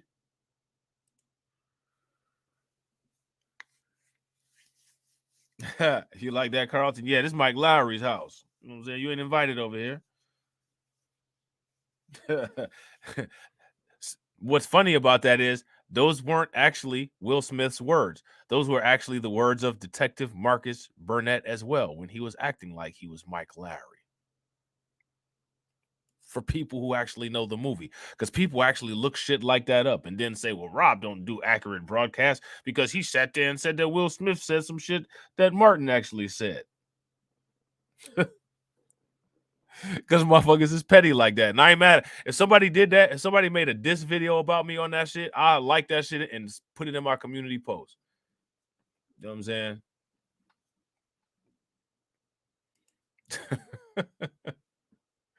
I would like that video. I would comment with 3 laughing emojis in the comment section and then proceed to share the video. You know what I'm saying? Not only did California Reparations Task Force recently vote to approve recommendations on how the state may compensate and apologize to Black residents for generation of harm caused by discriminatory policies. Recommendations some economists estimate could come in at upward of $800 billion. U.S. Congresswoman Cori Bush seeks to make this push national. The push has always been national. Cori Bush isn't doing anything at all, except for like what she's basically doing is somebody just wrote a paper, right? DSB said that would be below petty. I know, right? that would be some shit that I couldn't even describe. Like I wouldn't even be able to say anything. Like, really, motherfucker? Like, really? That's what you did that? The video would be all dramatic too, like YouTuber Blacklight Revelations prides himself on accuracy of information, but in a recent clip on a live stream, he misquoted the movie Bad Boys featuring Martin Lawrence and Will Smith. You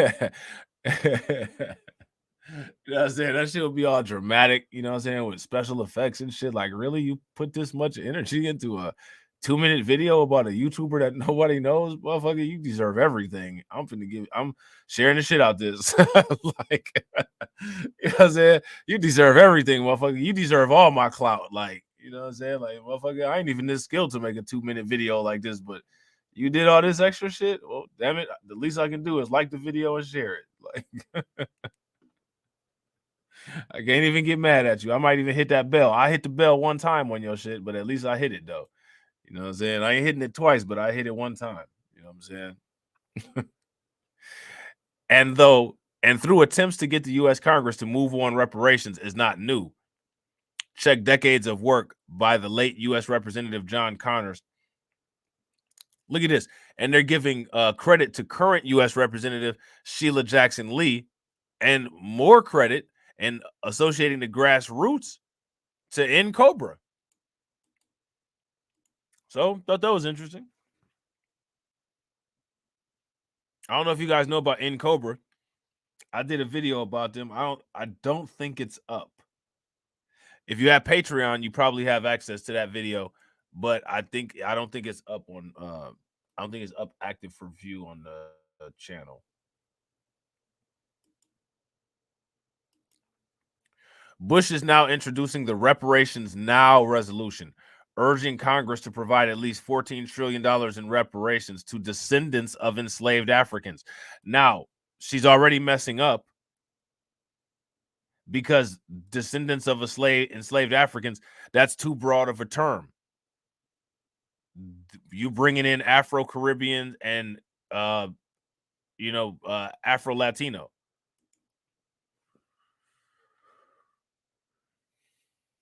And she's doing that on purpose. That's one of the reasons why she's trying to get in front of this and stop it. She's like, whoa, this is going too far without us. We got to get in here and mess it up.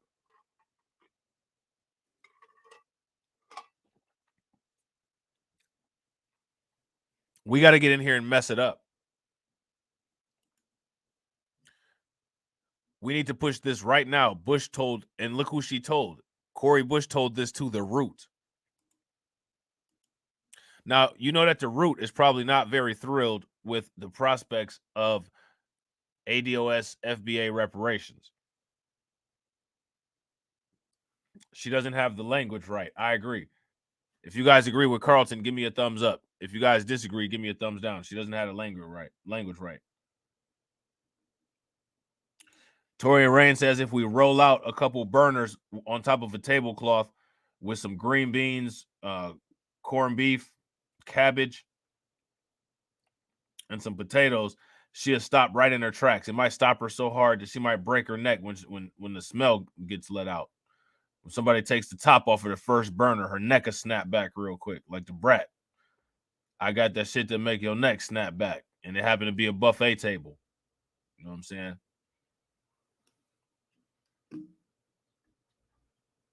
And Cori Bush is stopped like one of those UFOs. That's how they recognize the difference between UFOs, you know what I'm saying, and aircraft, because they can hit 90-degree angles almost instantaneously. If Cory Booker is full speed ahead towards reparations and somebody rolls out a buffet table like Torian is saying we should do, you would see her quickly deviate her path in a 90-degree angle from running straight ahead to chasing after where that aroma of the freshly cooked food is coming from. And her stub that has a head at the end of it will turn very quickly. Hopefully it doesn't snap. She might need to wear a helmet. You know what I'm saying? And the U.S. federal government has still not acknowledged the atrocities that came at the hands of this government. And though some scoff at Bush's 14 trillion number, it's far lower than the number computed by Sean Rochester, personal finance consultant and author of The Black Tax, The Cost of Being Black in America. Rochester puts the total at 70 million, factoring in the loss of more than 6 million jobs, 1.4 million businesses, and among other things, i.e. theft of 12 million acres of land from black farmers, the denial of GI benefits, and the majority of black veterans, and the loss of land and businesses due to white domestic terrorism, redlining, and the theft of black labor during and after enslavement. Rochester contends these losses are the foundation of the ongoing racial wealth gap that continue to plague our society. Yeah, I would say that I would actually agree with that terminology. They're the foundation. We've developed some of our own issues that are creating ongoing continuation of the racial wealth gap, but these issues that he talks about, absolutely, undeniably, foundation.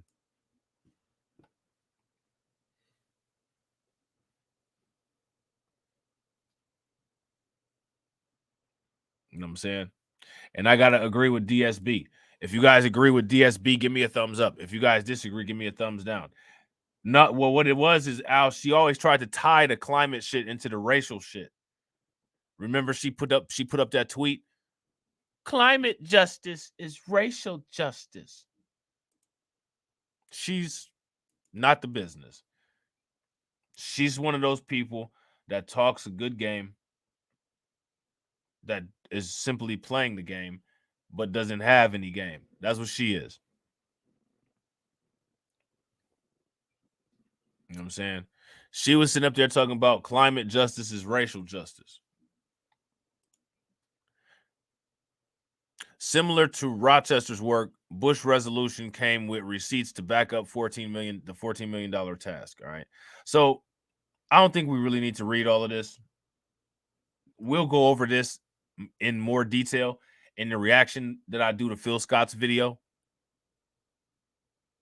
Okay. But just know that the Democrats have sent Cori Bush to get in front of the grassroots reparations movement. Now, what I'm asking people here is how do people plan to maintain separation from the Democrats, from them diluting and polluting the message, from them diluting and polluting the initiatives? My question is, how do people plan on curtailing this? That's the question. That is the question. That's what I would like to know from people.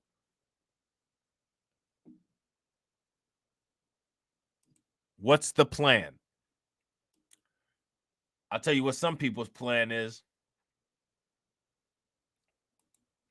Some people's plan is to grift their way through the red pill reorganization. Sneeko and the Tate brothers. Those people were extremely hardcore into this kind of stuff. We'll see some of the receipts when we watch this video that Abba and Preach made. But the question that I have is, how do you go from this extreme to the complete opposite end? And now my thing is, when it comes to a lot of these quote unquote red pill content creators, here's my thing. If you are a red pill content creator, if you stand on it, then stand on it. Believe in it. Why is it that all of the people that were making the most money are usually the people that are jumping ship first? And the people that aren't really making the most money, the people that don't have the most fame, the people that don't have the most notoriety, they're still the ones that are hardcore in it. The reason why is because people always choose the incorrect representatives of all of this kind of stuff.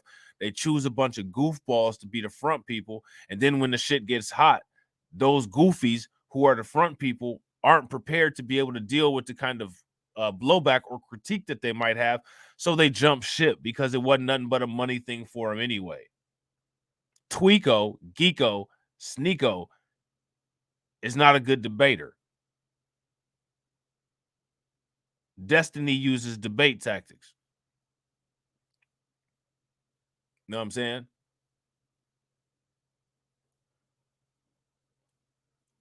This entire time, there's been a lot of different people all over the internet and on YouTube, different sectors of YouTube. There's a bunch of people on YouTube that ask the same kind of questions. There's a lot of these people that are calling themselves exposing these people. Man, they used to be down with this shit. Like Sneeko. These motherfuckers going around talking about they finna expose people and shit. Used to be part of this shit. Used to claim that shit. I ain't never claimed this shit. I never claimed nothing. People ain't dependable enough to be able to claim anything.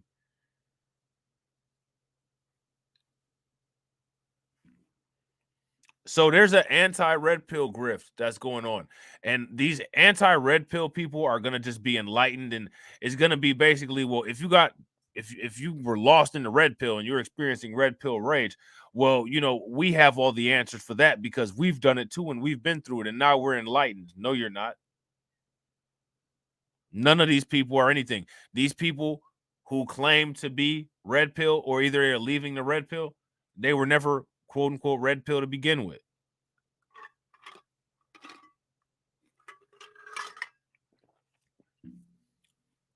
Watch all these inconsistencies.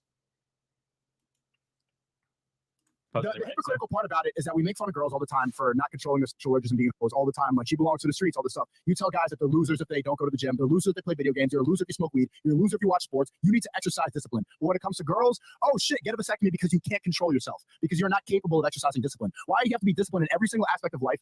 Networking, success, all this stuff, watching sports, playing video games. You need to be on your stuff. But for women, nut inside girls after getting a transgender surgery. So now here's the thing, right? There's so much wrong with what Sneeko said. But because Sneeko said it fluidly, consistently, with no pauses, and like he sounded like he knew what he was talking about, literally the illusion of that has fooled the entire YouTube.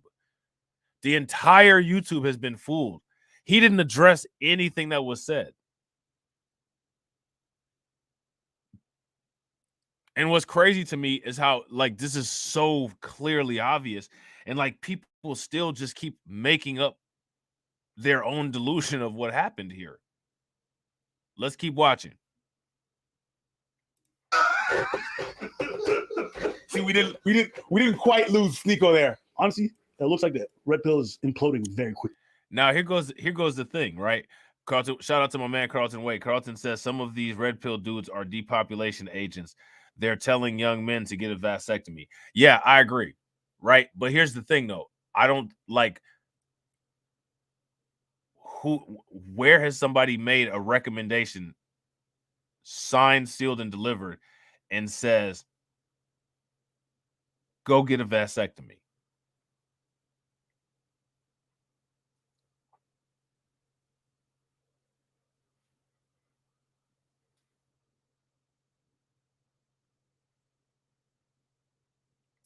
Let me ask you guys a question. what if somebody simply states winning the lottery is the quickest way to becoming a millionaire?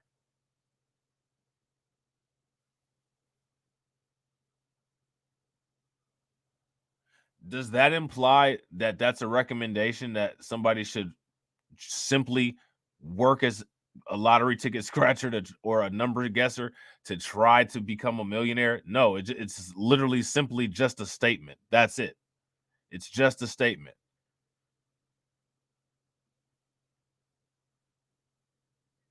You know what I'm saying? And the thing is also is that whole part about the vasectomy was not a recommendation to become a high value man. Remember, the end destination of the 8 things in that tweet were to get on the path. To get on the path to become a high value man, which means that the path and the destination of a high value man are 2 different places. They're not mutually exclusive. So that wasn't a recommendation to become a high value man. It was a recommendation to get on the path. If somebody says, well, I recommend that you practice 7 times to get yourself on the football team, that's not a recommendation of how to win the Super Bowl. That's a recommendation of how to get yourself on the football team.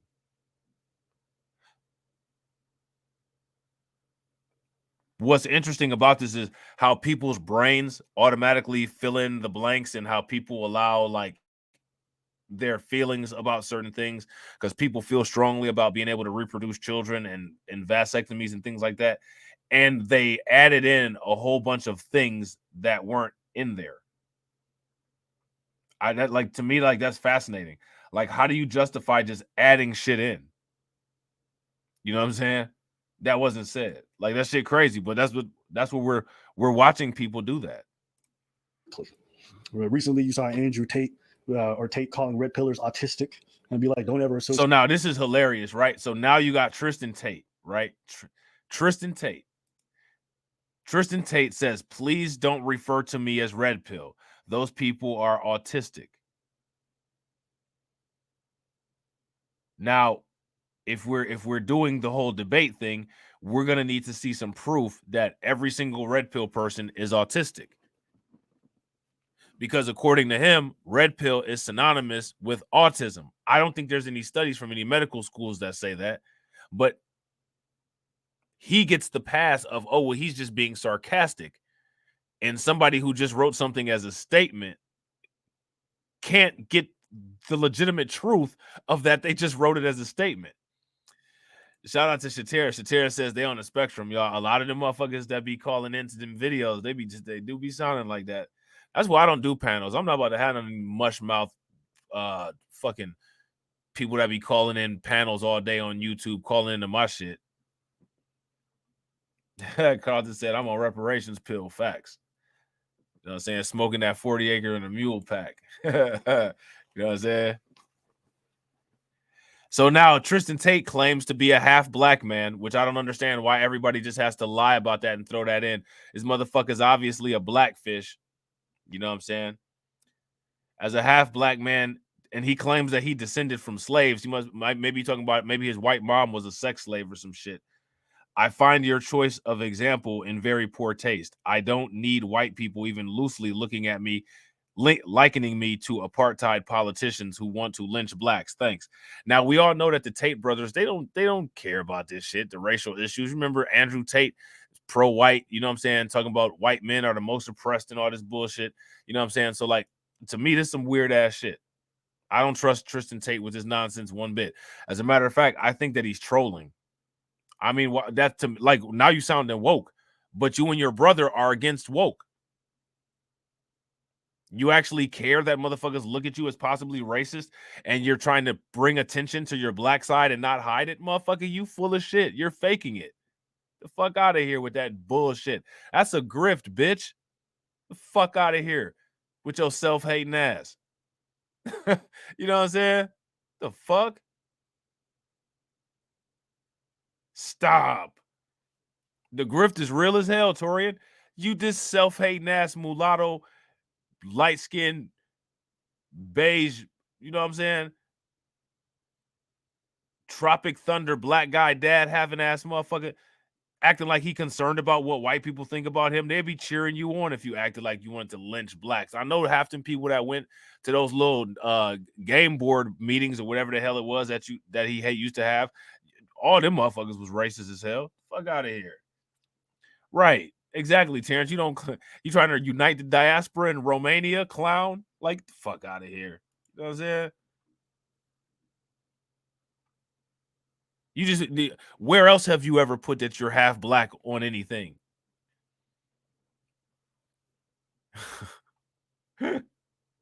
Where else have you ever put anything that you was half black on, clown? Did you put it on a job application?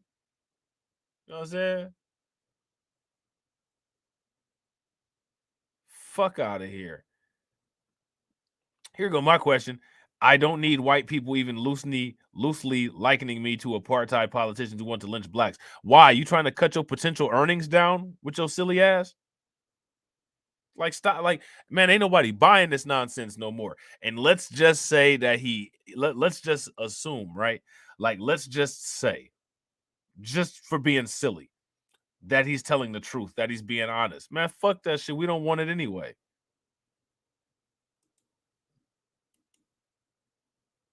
You never said that shit before. So you ain't getting believed now. You sound like a clown. You look like a clown. And you need to go ahead and go back to that red pill shit. And you need to go ahead and continue your soft racism that you do. Now you have black. You have black in 100% whack. You know what I'm saying? See me with those losers. The men who are out here only trying to have sex with women and have no emotional connection, they're weirdos. A lot of this red pill, how to get girls stuff, a lot of them are like that as well. They're like the peak masculine life is just have a bunch of women that you barely know. And so now where's the revelation at for him to just come saying this shit now? Like all of a sudden I came to this realization. I messed around with my 10,000th chick and I realized it now. There's no emotional connection. Like this ain't the shit that you was talking just a couple months ago.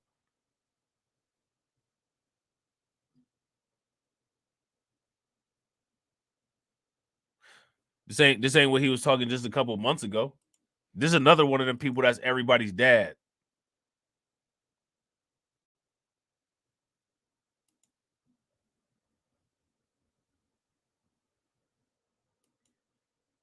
And his dad is the black dude from Tropic Thunder. You know what I'm saying? Yeah, that's ridiculous. And that's the supreme leader of the red pill. And you're seeing a lot of people kind of abandoning ship. And so Sneeko saw something recently. So now why are people abandoning ship? Like all these people are abandoning ship.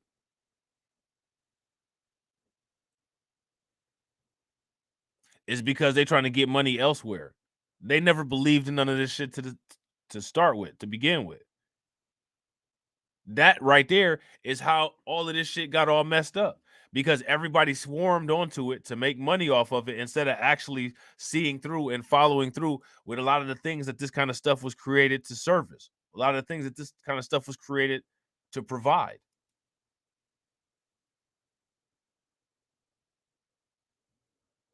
You know what I'm saying?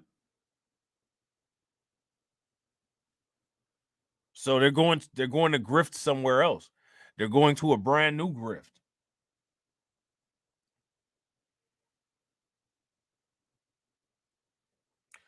They're going to a brand new grift, guys.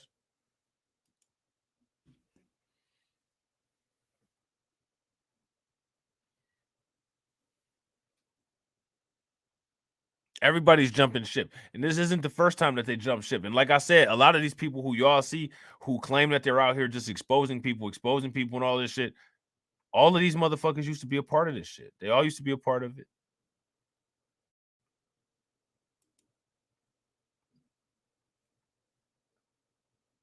I always questioned certain aspects of this stuff. And as a result of simply questioning certain aspects of this stuff, got a lot of hate. A lot of hate.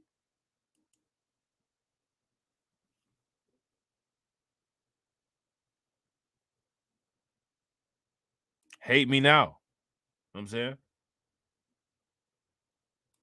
recently, and it kind of caught his attention. Let's listen in. Said something yesterday on Twitter saying that men should get vasectomies in their 20s just to prevent this. If you don't know what he's talking about Rollo Tomasi. He is the Grand Wizard. Rollo Tomasi did not tweet and say that men should get vasectomies. That's a flat out lie.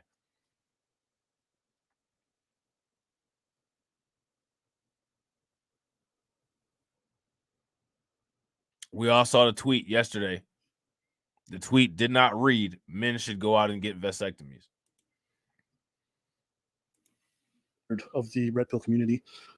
He's supposedly the creator. He's written books on it. Basically, some old geezer. So he said that people should get vasectomies if they want to be high value men very quickly when they're young. They should get vasectomies. And that's not what he said. It says the quickest path to becoming a high value man. This is simply to take you to the path.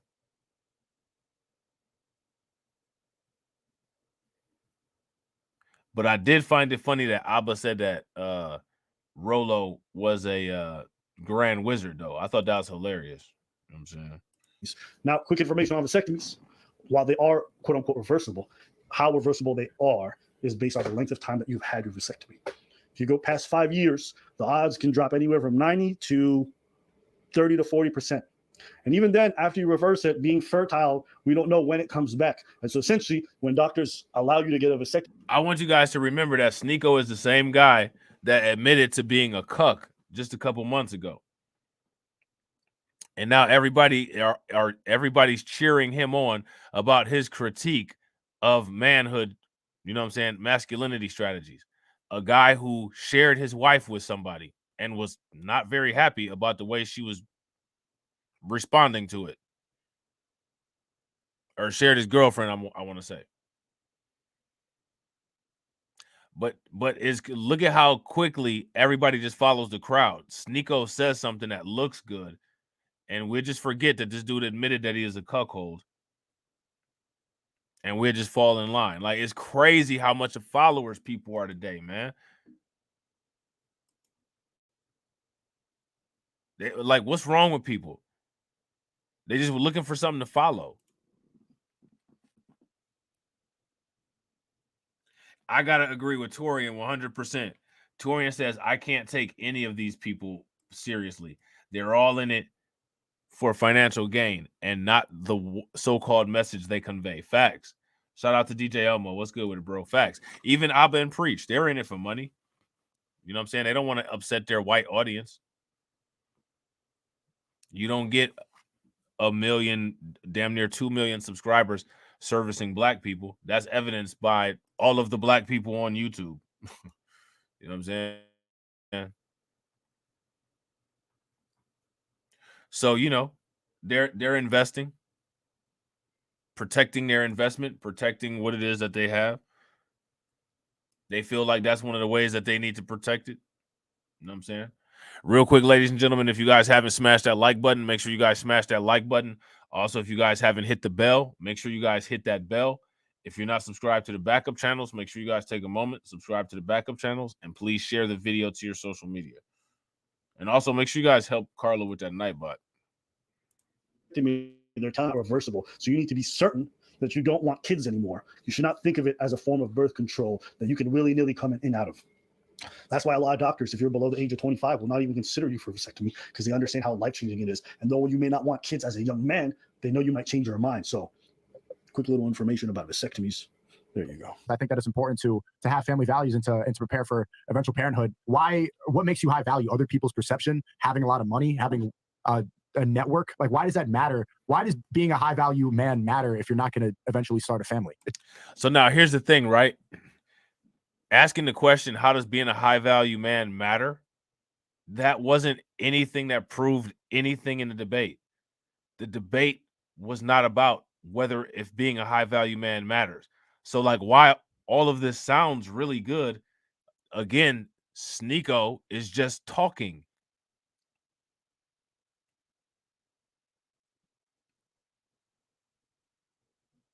Nobody asked whether a high value man was important or not. Nobody asked whether it mattered.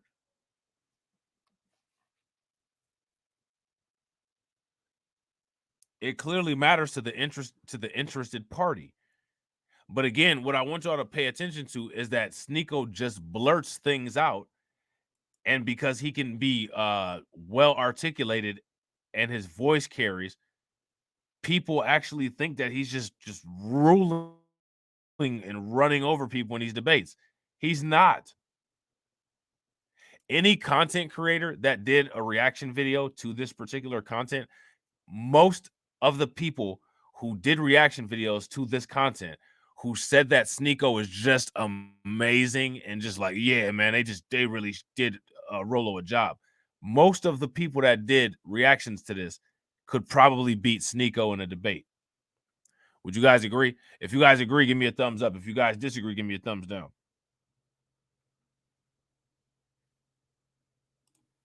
Be a high value man. The top 3 steps: avoid family creation, get a vasectomy, and have a network. It's just like the generic male self-improvement stuff, but like 2 of the top 3.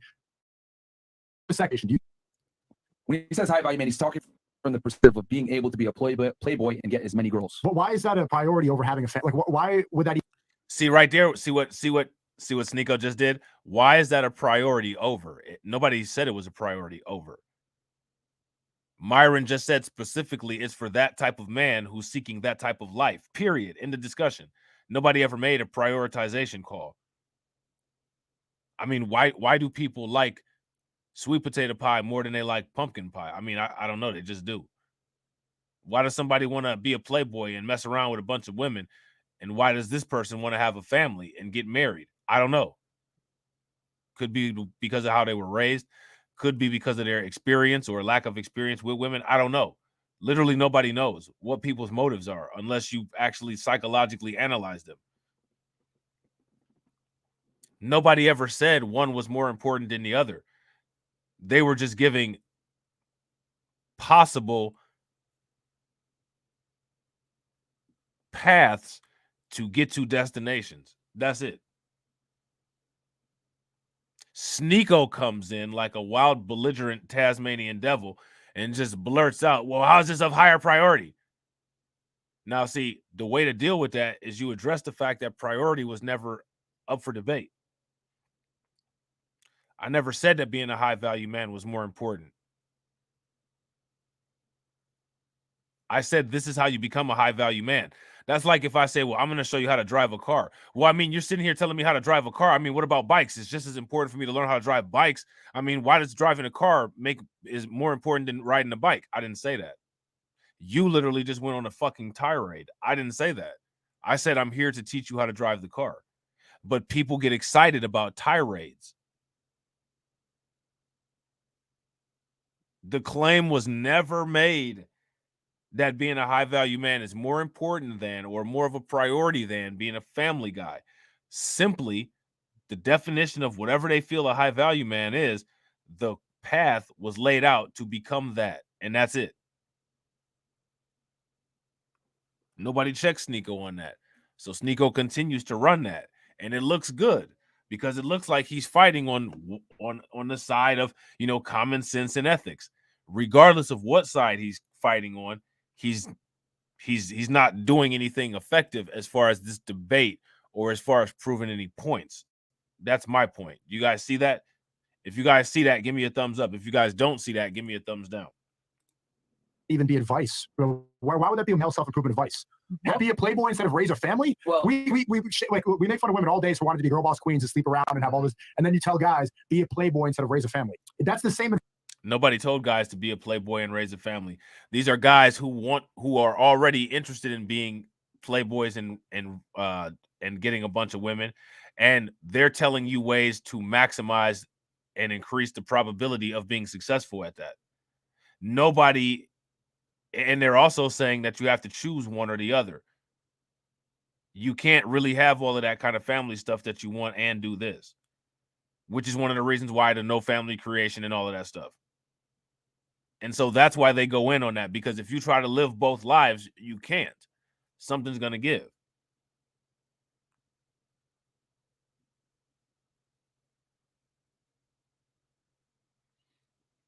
Then there's that.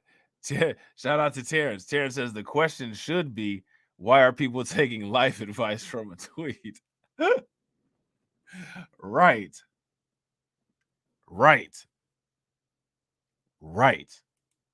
That's the real question. I guarantee you, how much you want to bet that we won't get an answer at all in the comment section to this question? Why are people taking life advice from a tweet? Literally, nobody's going to touch that question, Terrence. But let's see if we're wrong. Advice on the other side. Go ahead. Oh, I had nothing to say. I was just like, yeah, go on. Low key, I did laugh a few times when I was watching this. Yeah, which I understand. Wait, why? Well, because it's you, and then it's Sneeko talking. So the only thing you hear is so. See you laugh. What'd you say? So now watch this. I want you guys to watch this because this is an important part right here. Okay, pay very close attention to what goes on right here. That's foul. No, that's what you laugh. You're laughing right now. So I know that's you. That's not. I didn't laugh. That's you laughing. I'm gonna play with you guys. You're gonna play with us? Hey, yo. The most joyous moments of my life were coming home and then seeing all my kids around and then getting to spend time with them. And that divorce, going through that whole process, that really stole from me like what I realized was my biggest joy. I spend time with my nieces now. I spend time with my mom, taking her out to dinner, showing her good stuff. And I realized like that's the stuff that matters for me. I've had, if I get new one, it's not even, but when I spend time with my niece and I'm watching her like walk for the first time, or I'm seeing her say words, like that shit hits different. So you giving up on your balls? So now you see Sneeko? That was just a couple months ago.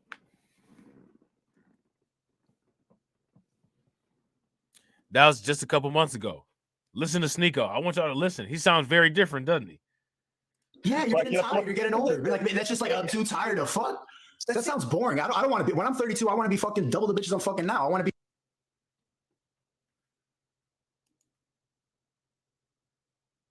So what changed?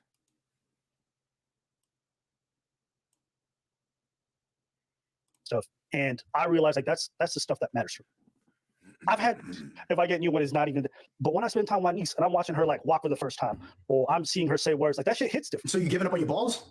Yeah, you're getting tired. You're getting older. Like that's just like I'm too tired of fuck. That sounds boring. I don't want to be. When I'm 32, I want to be fucking double the bitches I'm fucking now. I want to be having a bigger house, I want to be down the Hugh Hefner shit. He literally legitimately said he wanted to be on that Hugh Hefner shit. So now this is the guy of morality. This is how stupid these motherfuckers are, man. Everybody's so impressed by this inconsistent motherfucker that literally just 4 months ago was literally parroting the talking points of Fresh and Fit. And now he has some kind of moral awakening and he just blurts out a bunch of shit like a kid on a short bus. And now he's the guy. Sneeko's the guy. He sounded more extreme than Rollo Tomasi right here. So what changed?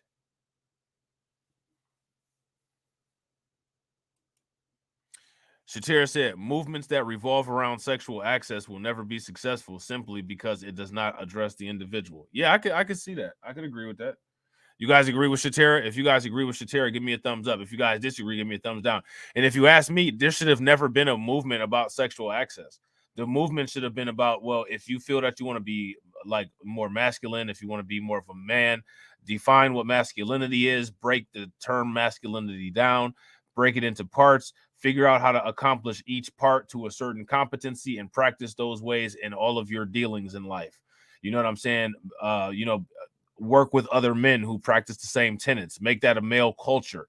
You know what I'm saying? Use that culture to improve your standing in life and then, distribute the wealth accordingly. But that's not what you see going on. This shit is just YouTube videos, shit talk, and talking shit about females that don't even want nothing to do with you. These motherfuckers spend all day talking about modern women and Instagram models. Listen, I'm not even gonna sit here in front, man. There's some dope ass Instagram models, and if you can pay, you know what I'm saying, then if you can charge for it, and a motherfucker will buy it, then charge for it, and somebody will buy it. Just because people like looking at that shit don't mean anybody trying to date it. You know what I'm saying? But they'll sit around all day, for one, as if that's what you're even interested in, because they don't even talk they don't talk about how to get the particular kind of girl that people should get. All these motherfuckers do is talk about 304s and modern women and IG models and all that shit. Maybe y'all don't talk about these traditional type of women that y'all talk about because you have no clue on how to get one because you don't have no track record on ever getting one. Sneeko is in a relationship with a chick that was so open, she let another dude hit it while he was in the same room. I mean, that's definitely not old school. I don't know if we're going to call that modern, but that's definitely not old school. You know what I'm saying? But this is everybody's new champion, though. This is everybody's new hero, Sneeko, because these motherfuckers don't, like, they will latch on to anything that gets some clicks and views. Everybody going to start loaning their girlfriend out to the highest bidder, too? Shit. They're gonna do everything Sneeko do?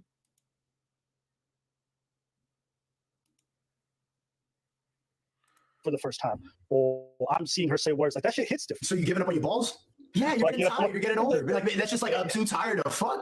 That sounds boring. I don't want to be. When I'm 32, I want to be fucking double the bitches I'm fucking now. I want to be having a bigger house, I want to be down the Hugh Hefner shit.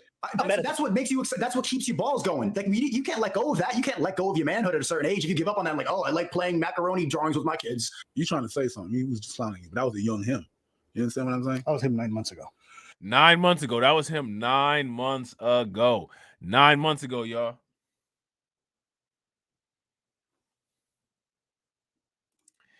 David Brown says nobody should want a girlfriend to share shit. Right. Facts. Shatera says, I believe they actually want 304s. They are just having an issue figuring out how to change them. Yeah, everybody wants some 304s. You're just not going to change them. But see, like, this is the thing that I don't understand, right? Like, this where dudes be lying at.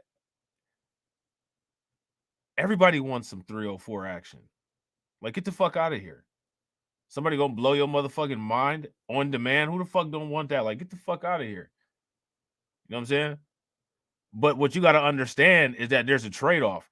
This person may not only do that to you. So you need to know what you're dealing with. You think you're going to control that individual? No, you better take what you can get and bounce. That's the situation. But guys can't accept that shit. See, they be talking that shit like that whole thing is like that movie Pretty Woman.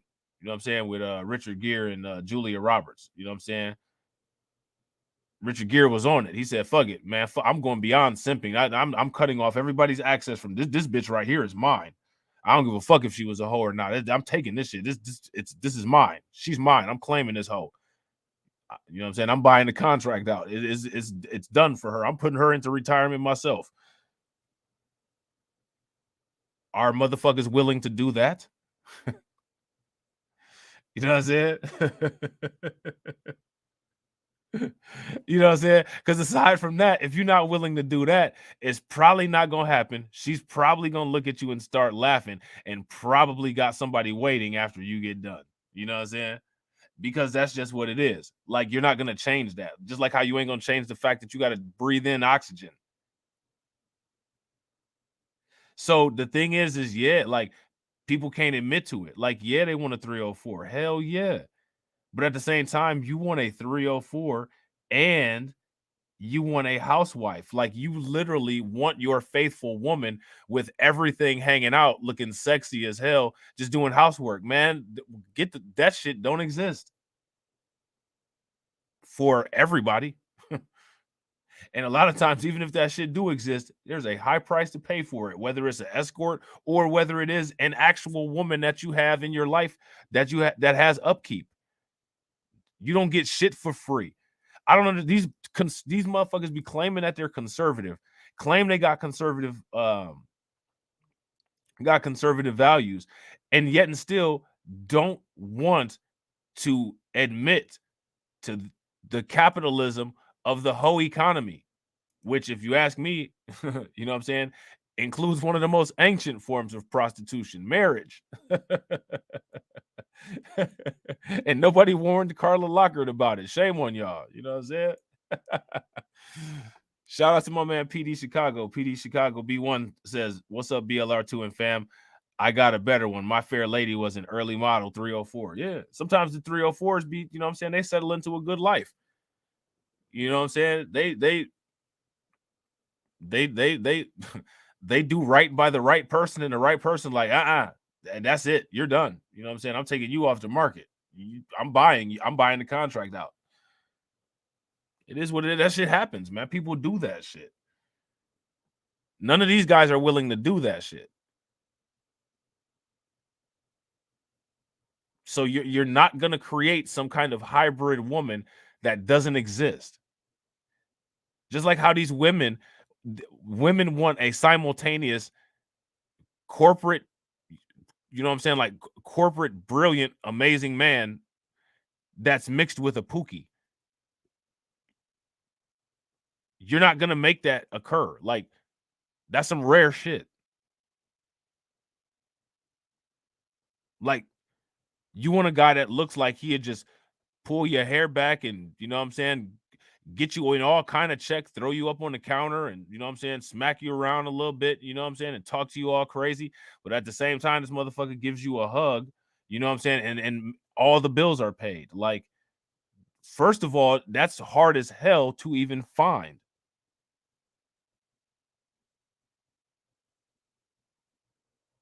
That's like guys want to. Well, Val and I said it and agreed. Yeah. That's hilarious. You know what I'm saying? It's like dudes, man, who don't want a woman, you know what I'm saying, that has the skill of being able to slide up and down the pole simultaneously while cutting up vegetables and throwing it in, you know what I'm saying, in the pot on the stove, cooking the food. Like, seriously, get the fuck out of here. Hell yeah, if that shit's available in there, yeah, but it's not. It's not. It's not in existence. Everything is a trade-off. Somebody that got that kind of skills is definitely using that skill with pay to make money for themselves, not for the purpose of being in a relationship. You know what I'm saying? Men and women both have high expectations, and the high expectations have been skewed by the media, social media, you know what I'm saying? All kinds of different sources. And because everybody's viewpoint has been distorted, now there's a market for these idiots out here, these grifters who are selling people dreams. And they're selling people dreams, and people end up buying nightmares. You know what I'm saying? People end up buying nightmares. It just makes me laugh how drastic the changes in rhetoric, where it's like now he sounds like a Ben Shapiro clone. But look, I'm not mad at it because what he's saying is true. So at the end of the day, I'm not saying that anything that Sneeko is saying isn't true. What I'm saying is that what's the motive? Because now we're getting a little Andrew Yangish with the shit. Would you guys agree? Now we're getting to that Andrew Yang level of grifting. Last year you was red pill. This year you blue pill. Next year you red pill. This year you blue pill. Now you're getting a little bit Andrew Yang with it, bro. Is the change genuine? Whatever. Who knows? I don't know. I'm not going to get somebody's hit. Doesn't matter. People are encouraging people to be more community oriented and think more about things that are important in life. I support that kind of messaging. Well, we make fun of women all day for wanting to be girl boss queens and sleep around and have all this, and then you tell guys be a playboy instead of raise a family. That's the same advice on the other side. Because here's the thing: when you're a playboy, you're going to be better at raising the family. Qu'est-ce que t'as dit, mon cher? Mon cher. Being a playboy makes you better at raising a family. No. Now Myron right there, I don't know why he said that. I don't know how being a playboy could make you better at raising a family. Like, Myron was doing good with most of the things that he was saying, but then he turned around and said that. Torian said they all over the color spectrum with these damn pills. Shatera said they all over the autism spectrum with these damn pills. They all over. So what we actually have, what the situation is basically based on Torian's comment and based on Shatera's comment. These people are on two spectrums. Oh, you said the family. Which family we talking about? Because playboys tend to have multiple families. And I'm going to tell you, those kids don't look at that dad and think, wow, what a wonderful guy. I ask a lot of women or sons or men what it was like to have a dad who's a womanizer. who's out here sleeping around doing left, right, and center. They don't necessarily speak about those people in glowing colors. They don't be like, oh, he was really present in my life. He was really invested. Oh, yeah, the way he treated my mom and how happy she was, everything was fit. It's fine to want to go do your hedonism and fuck left, right, and center, but don't pretend like it's actually helping families. And the reason But he's saying avoid family creation. Well, he's saying he's talking from the frame of being a guy getting a lot of girls. And then if you decide you want to get a family down the road, you can always unsnip and then go ahead and go down the family route. I agree to a degree that you need to have sex with at least 50 girls as a guy. I talk about that all the time. It's controversial. At this point in your career, when you're on the way up, focus on things that I don't agree that you need to have sex with about 50 girls. I think that that's kind of insane. Although I don't think it's out of the realm of possibility that people could have that many partners in their lifetime or more. I don't think that it's advice of anything that's necessary.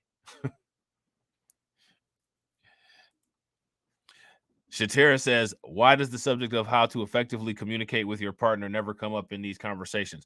The reason why it never comes up in those conversations is because they don't want to effectively communicate with anybody. They just want what they want, how they want it, and they want it like that automatically, like an assembly line. They don't believe in any negotiation. Shatira says, it almost seems as if the formula is get a lot of money, get a woman, have some kids, and everything is fine. Right? It's one of those stupid ass things like go to college, get a job, buy a house, retire. You know what I'm saying? Go to college. All the advice that, if you ask me, see, like I had these realizations a long time ago. Like it's just interesting how like all of these things are a movement now, and like in my like when I was young, like these were things that I was facing and exploring these dynamics, and I would talk to people about it, and they didn't get it. You know what I'm saying? They didn't understand that. And I gotta agree, Terrence, Myron wasn't prepared. You know what I'm saying?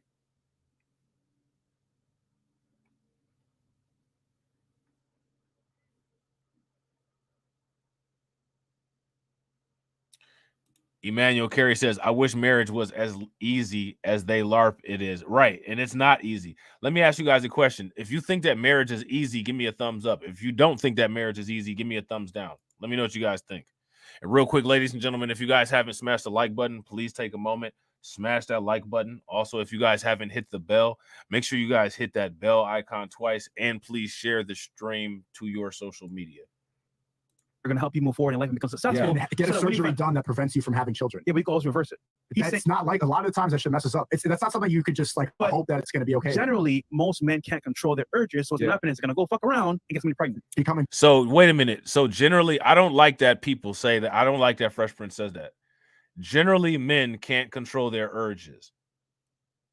Well, okay. Well, what about when there's an urge and a woman says no? So does that mean so now they have an issue with the Me Too movement, right? They have an issue with believe all women, but at the same time, they're saying that men can't control their urges. So does that mean that like men aren't capable of preventing themselves from grape as well? We can't control our urges. So is that why I'm confused? Because to me, like if you're saying that men can't control their urges, then what you're doing by saying that is you're validating necessity for Me Too and believe all women. Well, guys can't control their urges. Okay. Shout out to my man TD Hip Hop Media. My man TD Hip Hop Media dropped into the he dropped into the stream just to say, make sure that you check your text messages when you get a moment. Will do. I'm probably fired. You know what I'm saying?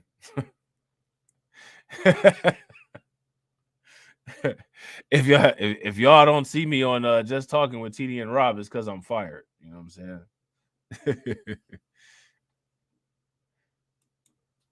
Shatira says, exactly. The lack of self-control would also indicate that men do not need to be in positions of leadership. Yeah.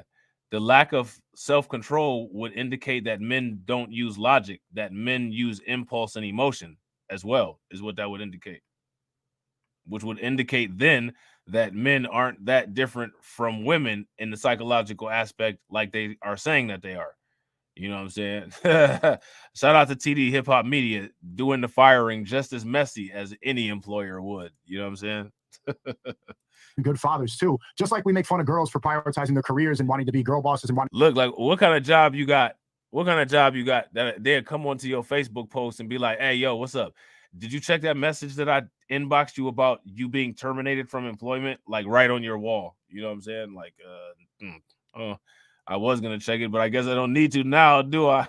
Like, to build an empire. They're not prioritizing motherhood immediately. And then we're saying, men, ignore family creation, get a vasectomy so you can focus on getting rich. And then you'll be 40. You'll have all these and girls, and then start a family. Like, how are we building men to become good fathers if they've been only prioritizing success? If they have a dick surgery, how do they have the character that's going to lead a proper family? So again, that Rolo's list is not a list to get to the path of fatherhood. His list is to get to the path of being a high value man on the sexual marketplace. So it's not fatherhood training that's being recommended in the tweet. You know what I'm saying? Right, Carlton. And we'll call you back when we're ready for you to come back. Take the rest of the day off. Matter of fact, we'll call you when we're ready for you to come back. So you're saying because I dealt with a bunch of hoes first, so they know what a good woman is. So you're I dealt with a bunch of hoes first, and I know what a good woman is. No, you know what a bunch of hoes is. I just wonder, all the guys out there who married women who weren't hoes or whatever the fuck it is, do you think they have to a bunch of hoes to find that out? Let me ask. Now, I want to ask a real complicated question. Is it possible that hoes can be good women? Because I think it's interesting that he said I messed around with a bunch of hoes and I found a good woman, and now I know what a good woman is.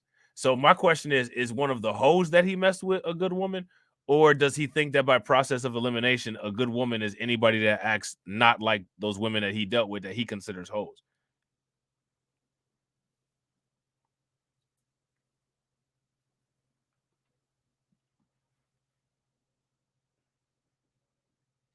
That's interesting. Terrence says Sneeko's real goal is to destroy the red pill for those Tates. Rolo just gave him the opening. Now, here's my question. Why do you think that, Terrence? That's interesting. You got some inside information we don't know about? Well, everybody who's in a relationship right now had to f some dirty broads to realize, like, oh, I now know what a decent person who's capable of being a wife is. Yeah. I had to f all these STD-ridden whores to find that out. I did. I had to go to the club and find the easiest, sloppiest, drunkest loser to be like, hey, I know I just got done busting inside you, but I think I realized you shouldn't be the mother of my kids. I think I'm ready. They got to do that 49 more times, apparently. No, it's not.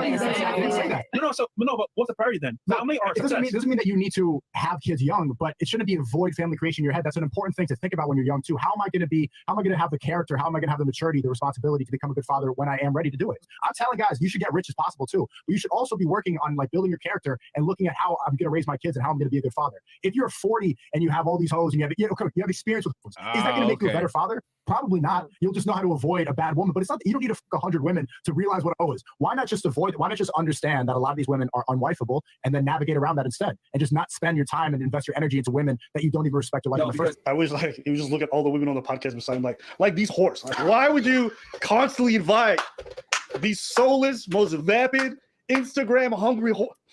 That would have been gold. But I just say this: Sneeko is preaching.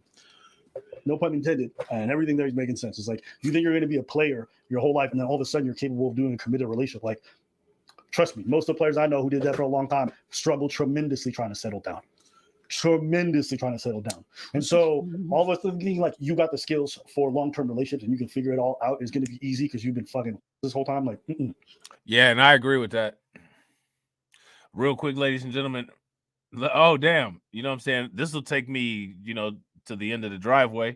You know what I'm saying? Shout out to my severance package by TD Hip Hop Media. Make sure you guys throw some I would say throw some radiation emoji in the chat, but I don't know. I guess put a flashlight in there. I don't know. Put a flashlight in there, you know what I'm saying?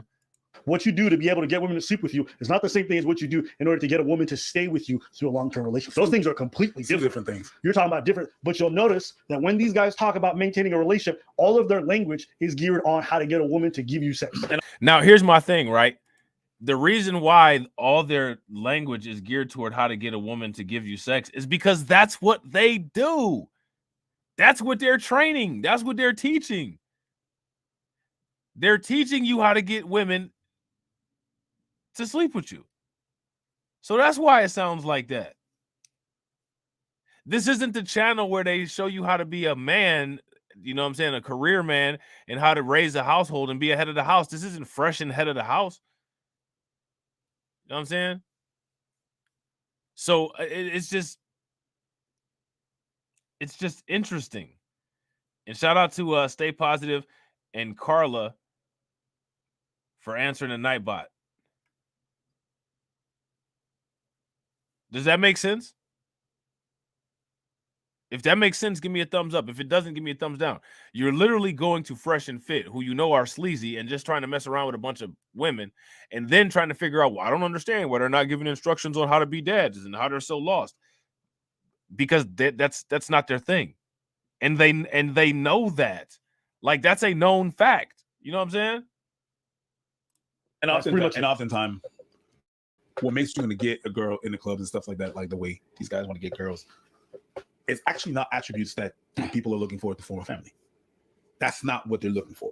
That's not what's attractive in a family setting. They don't care about that. No. So none of these attributes are going to be like, yeah. Ladies and gentlemen, we have a new member. Ladies and gentlemen, make sure you guys show some love.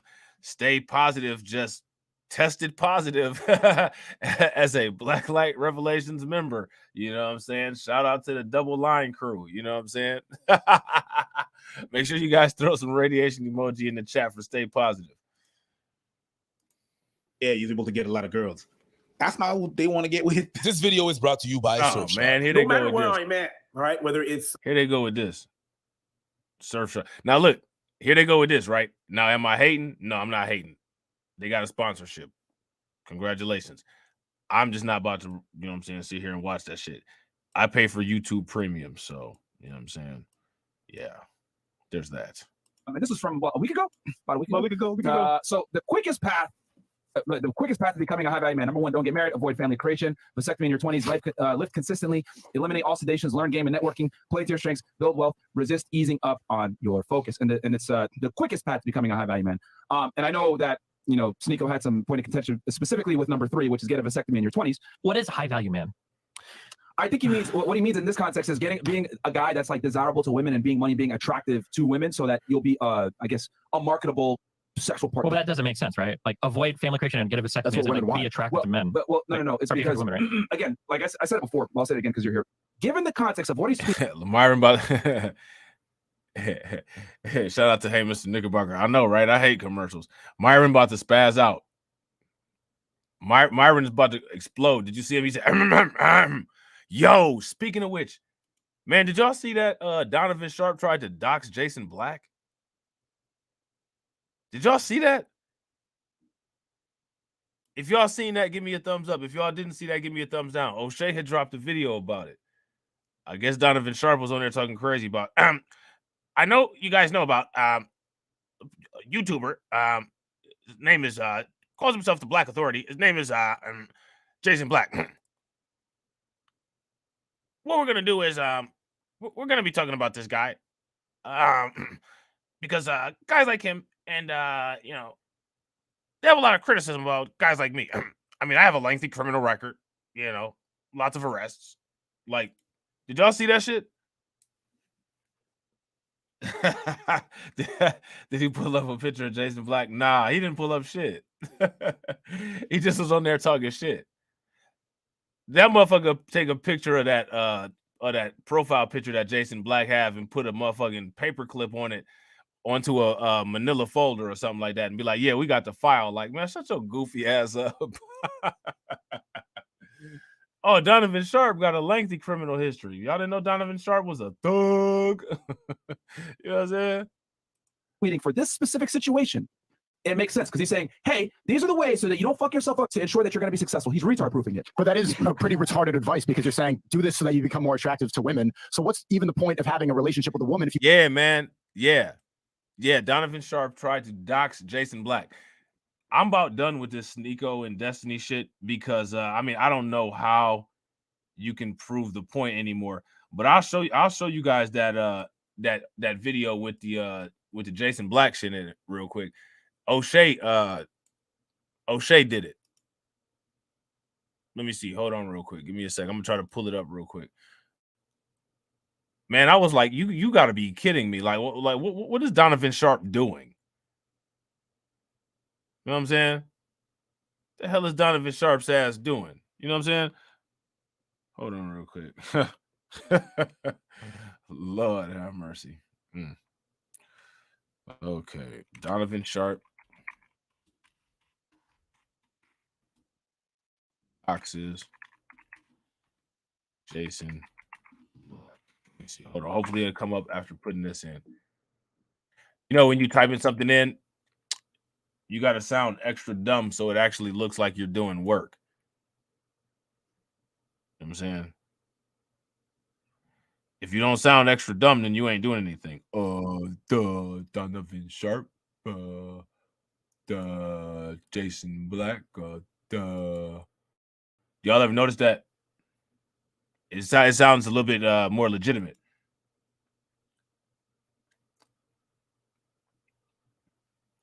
Everybody know Donovan Sharp be on some bullshit.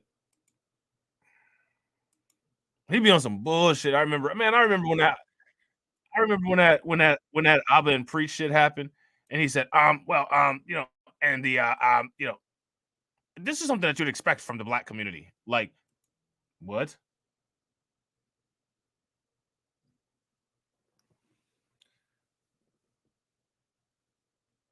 Shatira said, I'm not buying that argument, or I'm not buying that story he told about the girlfriend on meth. He was getting high with her.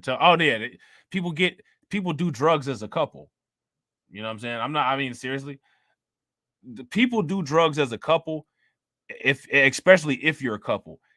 If you out trying to have some fun, you know what I'm saying? You know, people do different shit. You know what I'm saying? Some X pills or some cocaine or something like that. You know what I'm saying? You might get at to the person, of course, clearly with their consent.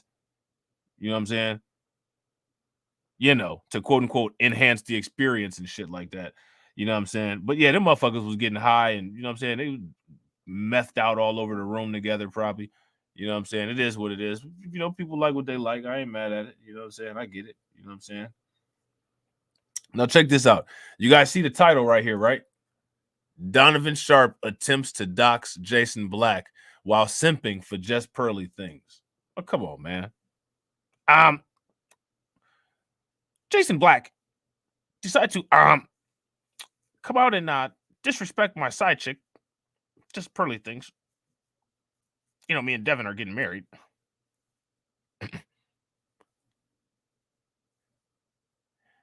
And I think what we're going to have to do is we're going to have to review his content. You know what I'm saying? Listen to this shit. You guys a question. So you guys all know, you guys are all well aware of the challenge I issued to one Jason Black. Jason Black, the quote unquote Black Authority. See, so like, I mean, I'm sure Jason Black knows who Donovan Sharp is. You know what I'm saying? Like most people know who Donovan most people know who Donovan Sharp is. You know what I'm saying? But like, bro, ain't like nobody cares though. Like I'm glad that you did this video so that I can react to it. But I really don't think Jason Black gives a flying shit about this. You know what I'm saying? Like, you could have made the most brilliant video in the world. You know what I'm saying? Like 4K recording, you know what I'm saying? Soundboard on point. Literally nobody would care except for to make reaction content off of it. I had no idea that this took place. I don't even know why. Like I don't know. Let's see. Right. He seems to have he's got a lot of he's got a lot of fans. His fans are they're hardcore, man. Like they're ride or die, which is fine. You know, I've got those kinds of fans too, but you have to really, really know who and what you're dealing with. Now, I'm not without my flaws. You guys know that I have a long criminal history. I've been arrested a bunch of times, multiple time convicted. So see, this is coming out of out of his mouth. You know what I'm saying? Like, I just want everybody to know that I'm the guy. I'm a guy that everybody should listen to. Despite the fact that despite the fact that I've got a lengthy criminal history. Like, are you serious, bro?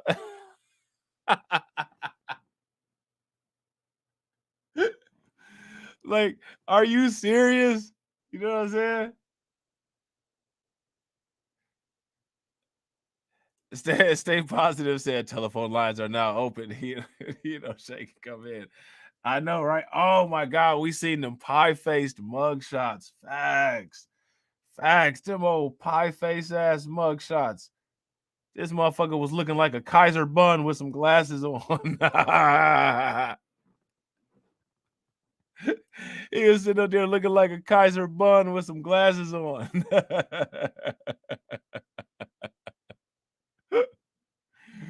And look, he about to tell all the lies that he's done too.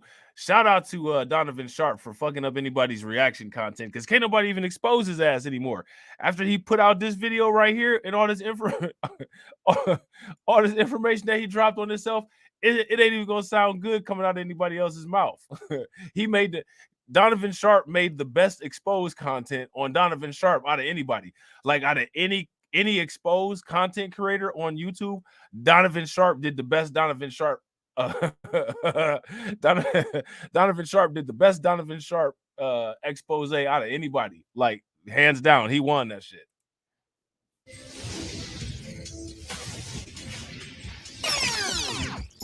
Oh, that's good, everybody.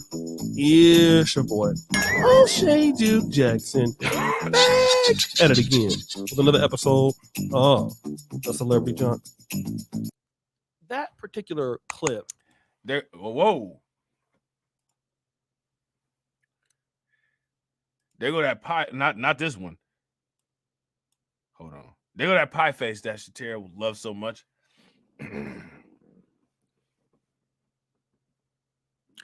He looked like that dude on Shark Tank in this in this picture. You know what I'm saying? Yeah. I ain't mad at that, Shatira. Facts. Shatira said, what else you lied about, Donovan? At least he had sense enough to know to go ahead and say he lied. Yeah, he did. He had no choice, though, but he did, though. You know what I'm saying? She got a pie face, too. I don't know what you call that face. I don't know what you call this face. Particular clip. What do you call that face? What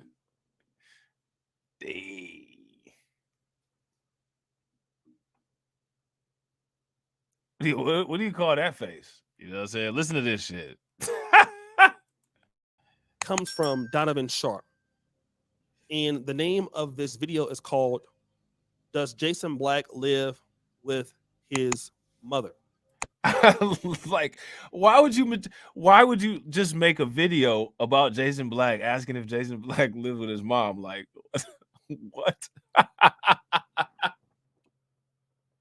You know what I'm saying?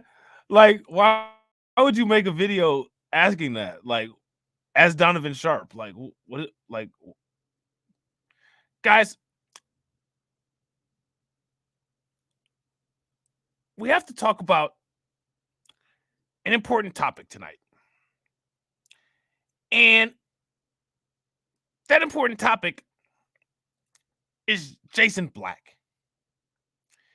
And whether Jason Black lives with his mama. Like, seriously, bro? I don't think I've ever heard Jason Black, like, actually, he might have mentioned Donovan Sharp when he does that whole thing where he's talking about the red pill people and the shit that the red pill people like stole from him or whatever. But I don't think I've even heard him mention. I never heard Jason Black really mention him all like that. Donovan Sharp would do anything for money, man. This is a motherfucking bruh. Like, this is like YouTube panhandling right here. Like, this dude right here. He will do anything. He's one of them type of people you got to watch out being around. You know what I'm saying? People like him that'll do anything. Those kind of people are dangerous. when you got that crackhead energy and you would just do whatever, yeah. You know what I'm saying? Okay, so Shatira said he went in on Donovan one time. Who haven't went in on Donovan's ass one time though? Donovan be making it. Donovan be putting himself out there so that people go in on him. Like he be like, bro, he be doing shit. You know what I'm saying? Like you ever heard somebody say, yeah, but bro, come on now, you be doing shit. Like that's what I'm talking about. Like with Donovan Sharp, like bro, you be doing shit. Like stop. You know what I'm saying? I think for full reference, what I'll do now is play the entire clip that I'm concerned with, and then I'm going to come back. You guys a question. So you guys all know, you guys are all well aware of the challenge I issued to one Jason Black. Jason Black, the quote unquote Black Authority, right? He seems to have he's got a lot of he's got a lot of fans. His fans are they're hardcore, man. Like they're ride or die, which is fine. You know, I've got those kinds of fans too, but you have to really, really know who and what you're dealing with. Now, I'm not without my flaws. You guys know that I have a long criminal history. Yeah, that is Donovan. You know what? Hold on. And I'm glad you said something about nasally. Let me just put this on 1.25 in case O'Shea decides to start, you know what I'm saying, being on some weird shit. You know what I'm saying? You can't trust these motherfuckers out here.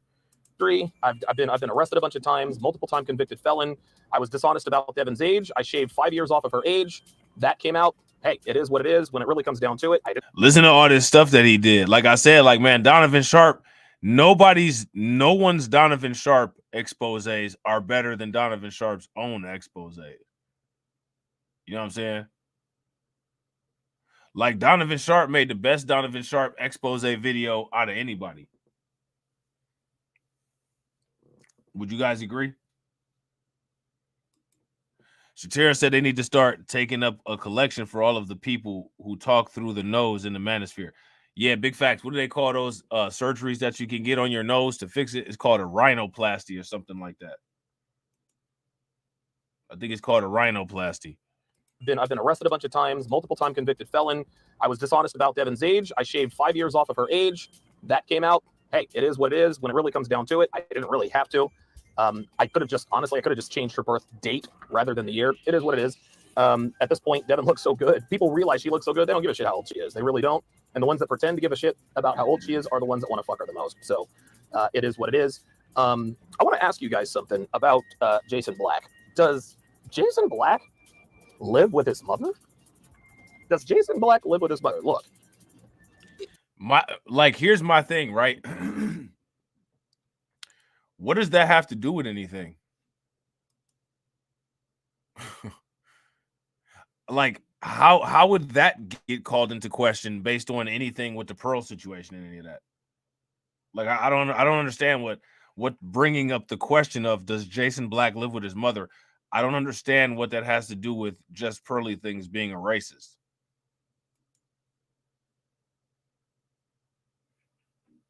I gotta agree. Shout out to my man Solo TV 84. Doxing is foul. Big facts.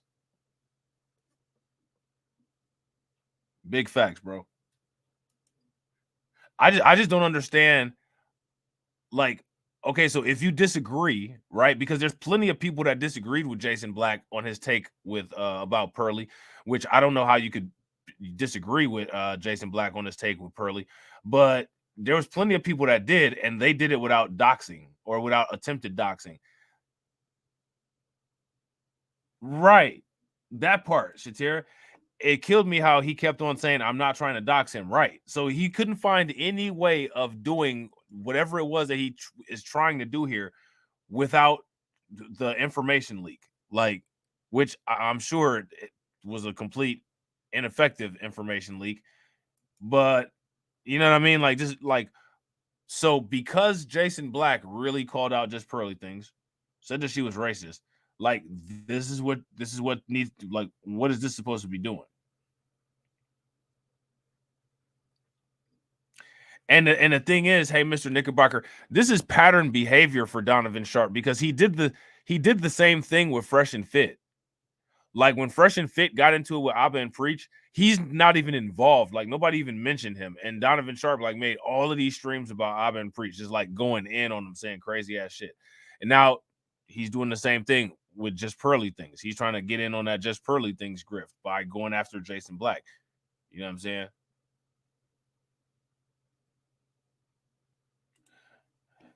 My man Carlton Way said black folks doxing other black folks, but we couldn't find any information on Daniel Penny. The world is correct, bro.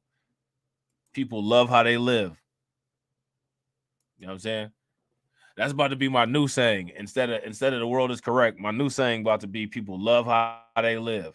You know what I'm saying? Maybe this guy. Look, let's just go ahead and get into this here. So here's what I have on one. Jason Black, aka I guess his name is Jeremy L. Smith, Jeremy Lloyd Smith, 47 years old. And guys, I'm not trying to dox this person. I'm not trying to damage him. I'm not trying to dox him. I'm not trying to damage him. So other than his name, so like you're not trying to dox anybody, but you put somebody's full name out there with the age. Like, bruh. You could have just erased all of this and then just had like 47-year-old male there or something like that. You know what I'm saying? proprietary information, and then of course his age is going to be blocked out. It's going to be blocked out. I'm doing this in good faith because I really want to know who this dude is, and I'm not trying to be cruel or tell people where he lives, right? I'm not trying to do anything like that to him. I just want to. What if he doesn't want his location known? What does it matter if you want to know where he lives or not? And what does that have to do with his YouTube content? What does that have to do with any disagreement that you may have with him? Like, what is it that Jason Black said to you or about Pearly that would require you to know where he lives at? Like, am I making sense here?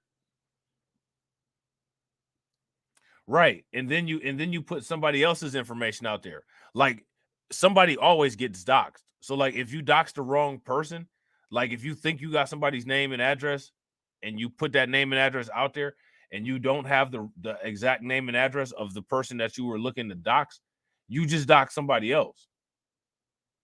You know what I'm saying? Like you just dox somebody else.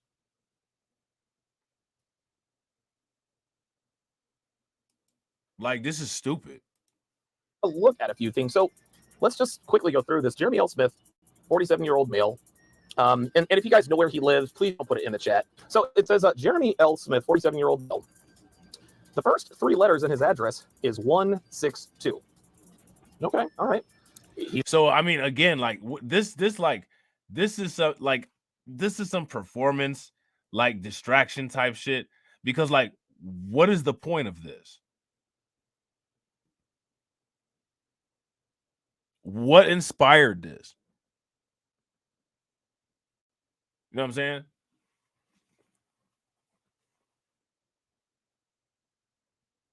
Yeah, and I gotta agree, he's playing with fire.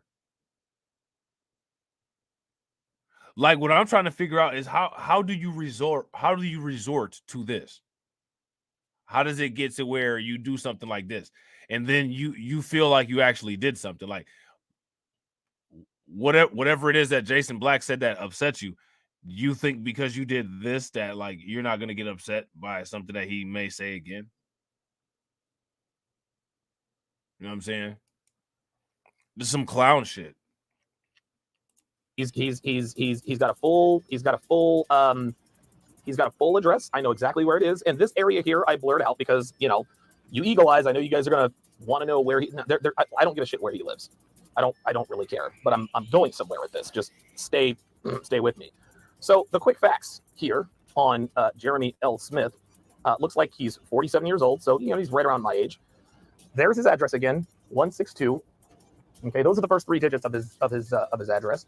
And this right here, again, I've blocked it out because I'm not trying to dox anybody. I'm not trying to dox anybody because heaven knows the last person that needs to be doxed is Jason Black, right? I'm not trying to damage the man, right? I just don't. Exactly, and that's that stuff that I'm talking about, Shatira. That's that stuff that I'm talking about, Shatira. Not only did Anthony Johnson did more than just drug him. You know what I'm saying? That's putting it lightly. Leaving out some details to let Donovan save face.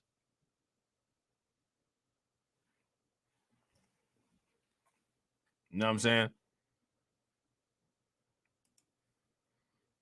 Don't respect him. I think he's a joke, and we're about to find out. Now, okay, so whether you respect him or not, it's your job to give the public his address and his name and his information that he's keeping private.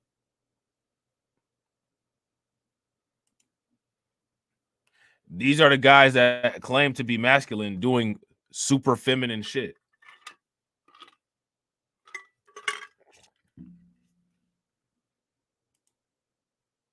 Shout out to my man Hoop Jargon. What's good with it, bro? I want to have a serious discussion. And you guys know I don't have any sympathy for Donovan Sharp, and it's likewise. That's one thing that we can agree on is that we do not like either. For the sake of this argument, Donovan, you are not on trial here. You've mentioned about some of your personal issues you've had, arrests that you've had. You yourself have been doxxed. People have come after your girlfriend, and I'm not dealing with any of that. That is not the discussion here. Okay? What you did prior, who you are prior, who you're with, that's not what's on trial here. And you're going after Jason Black or whoever you think that this person is, which we don't know. He's never publicly come out and said that this is him, and he doesn't care, I would assume. He's not on trial either. And this whole thing is, I'm not trying to dox some. I'm not trying to. Yes, you are. Right? This is actually very feminine and weak behavior. I mean, you're. See, O'Shea said the same thing that I said. Do you guys agree that this is very feminine and weak behavior?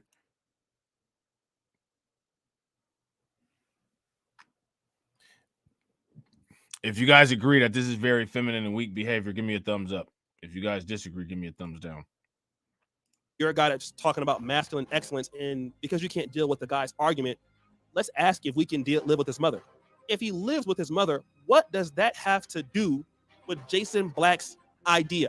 And right. The one thing that you got to love about brother Jason Black is he deals with the concept of why just Pearly Things is making the mistakes that she's making.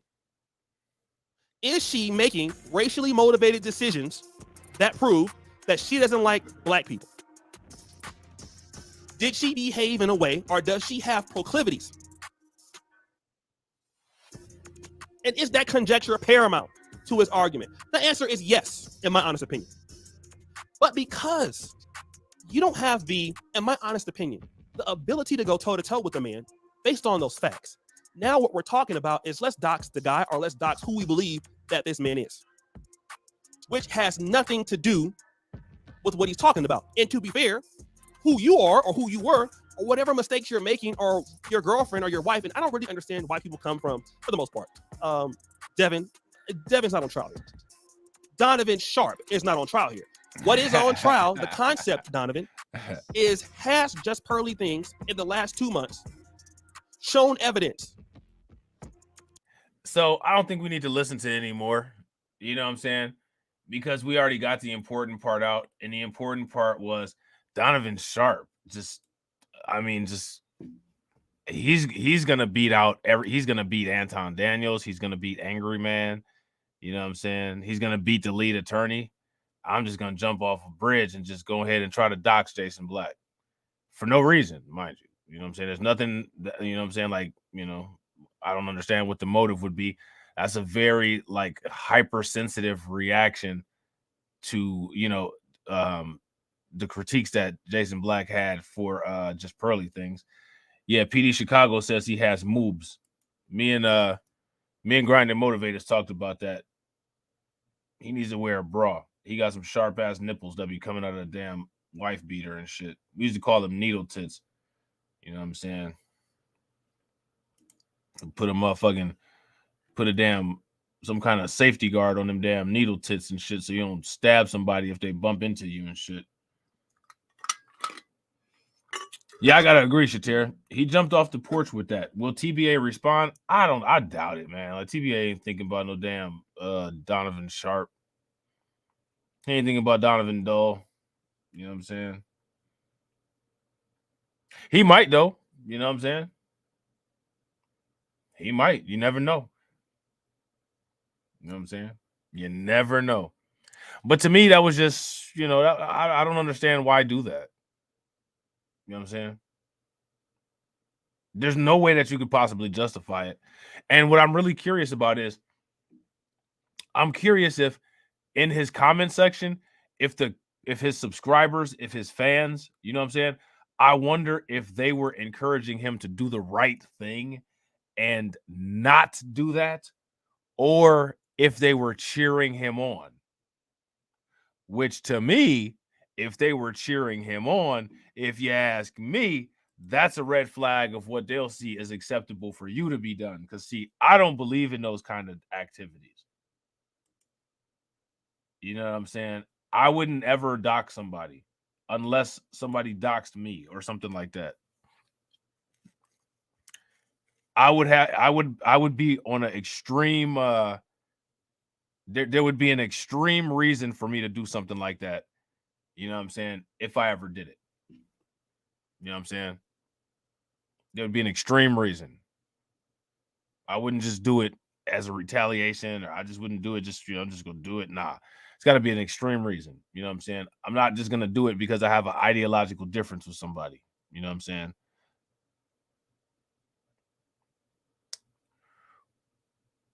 Why Donovan Sharp did that?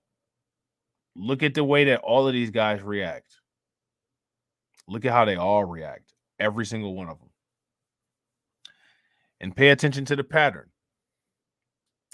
And if you pay attention to the pattern, what you will see is the original quote unquote red pill people now quote unquote moving away from the red pill people, moving away from the red pill movement, which is one of the reasons why the anti-red pill grift is rising in popularity, but it's the exact same as the original red pill grift.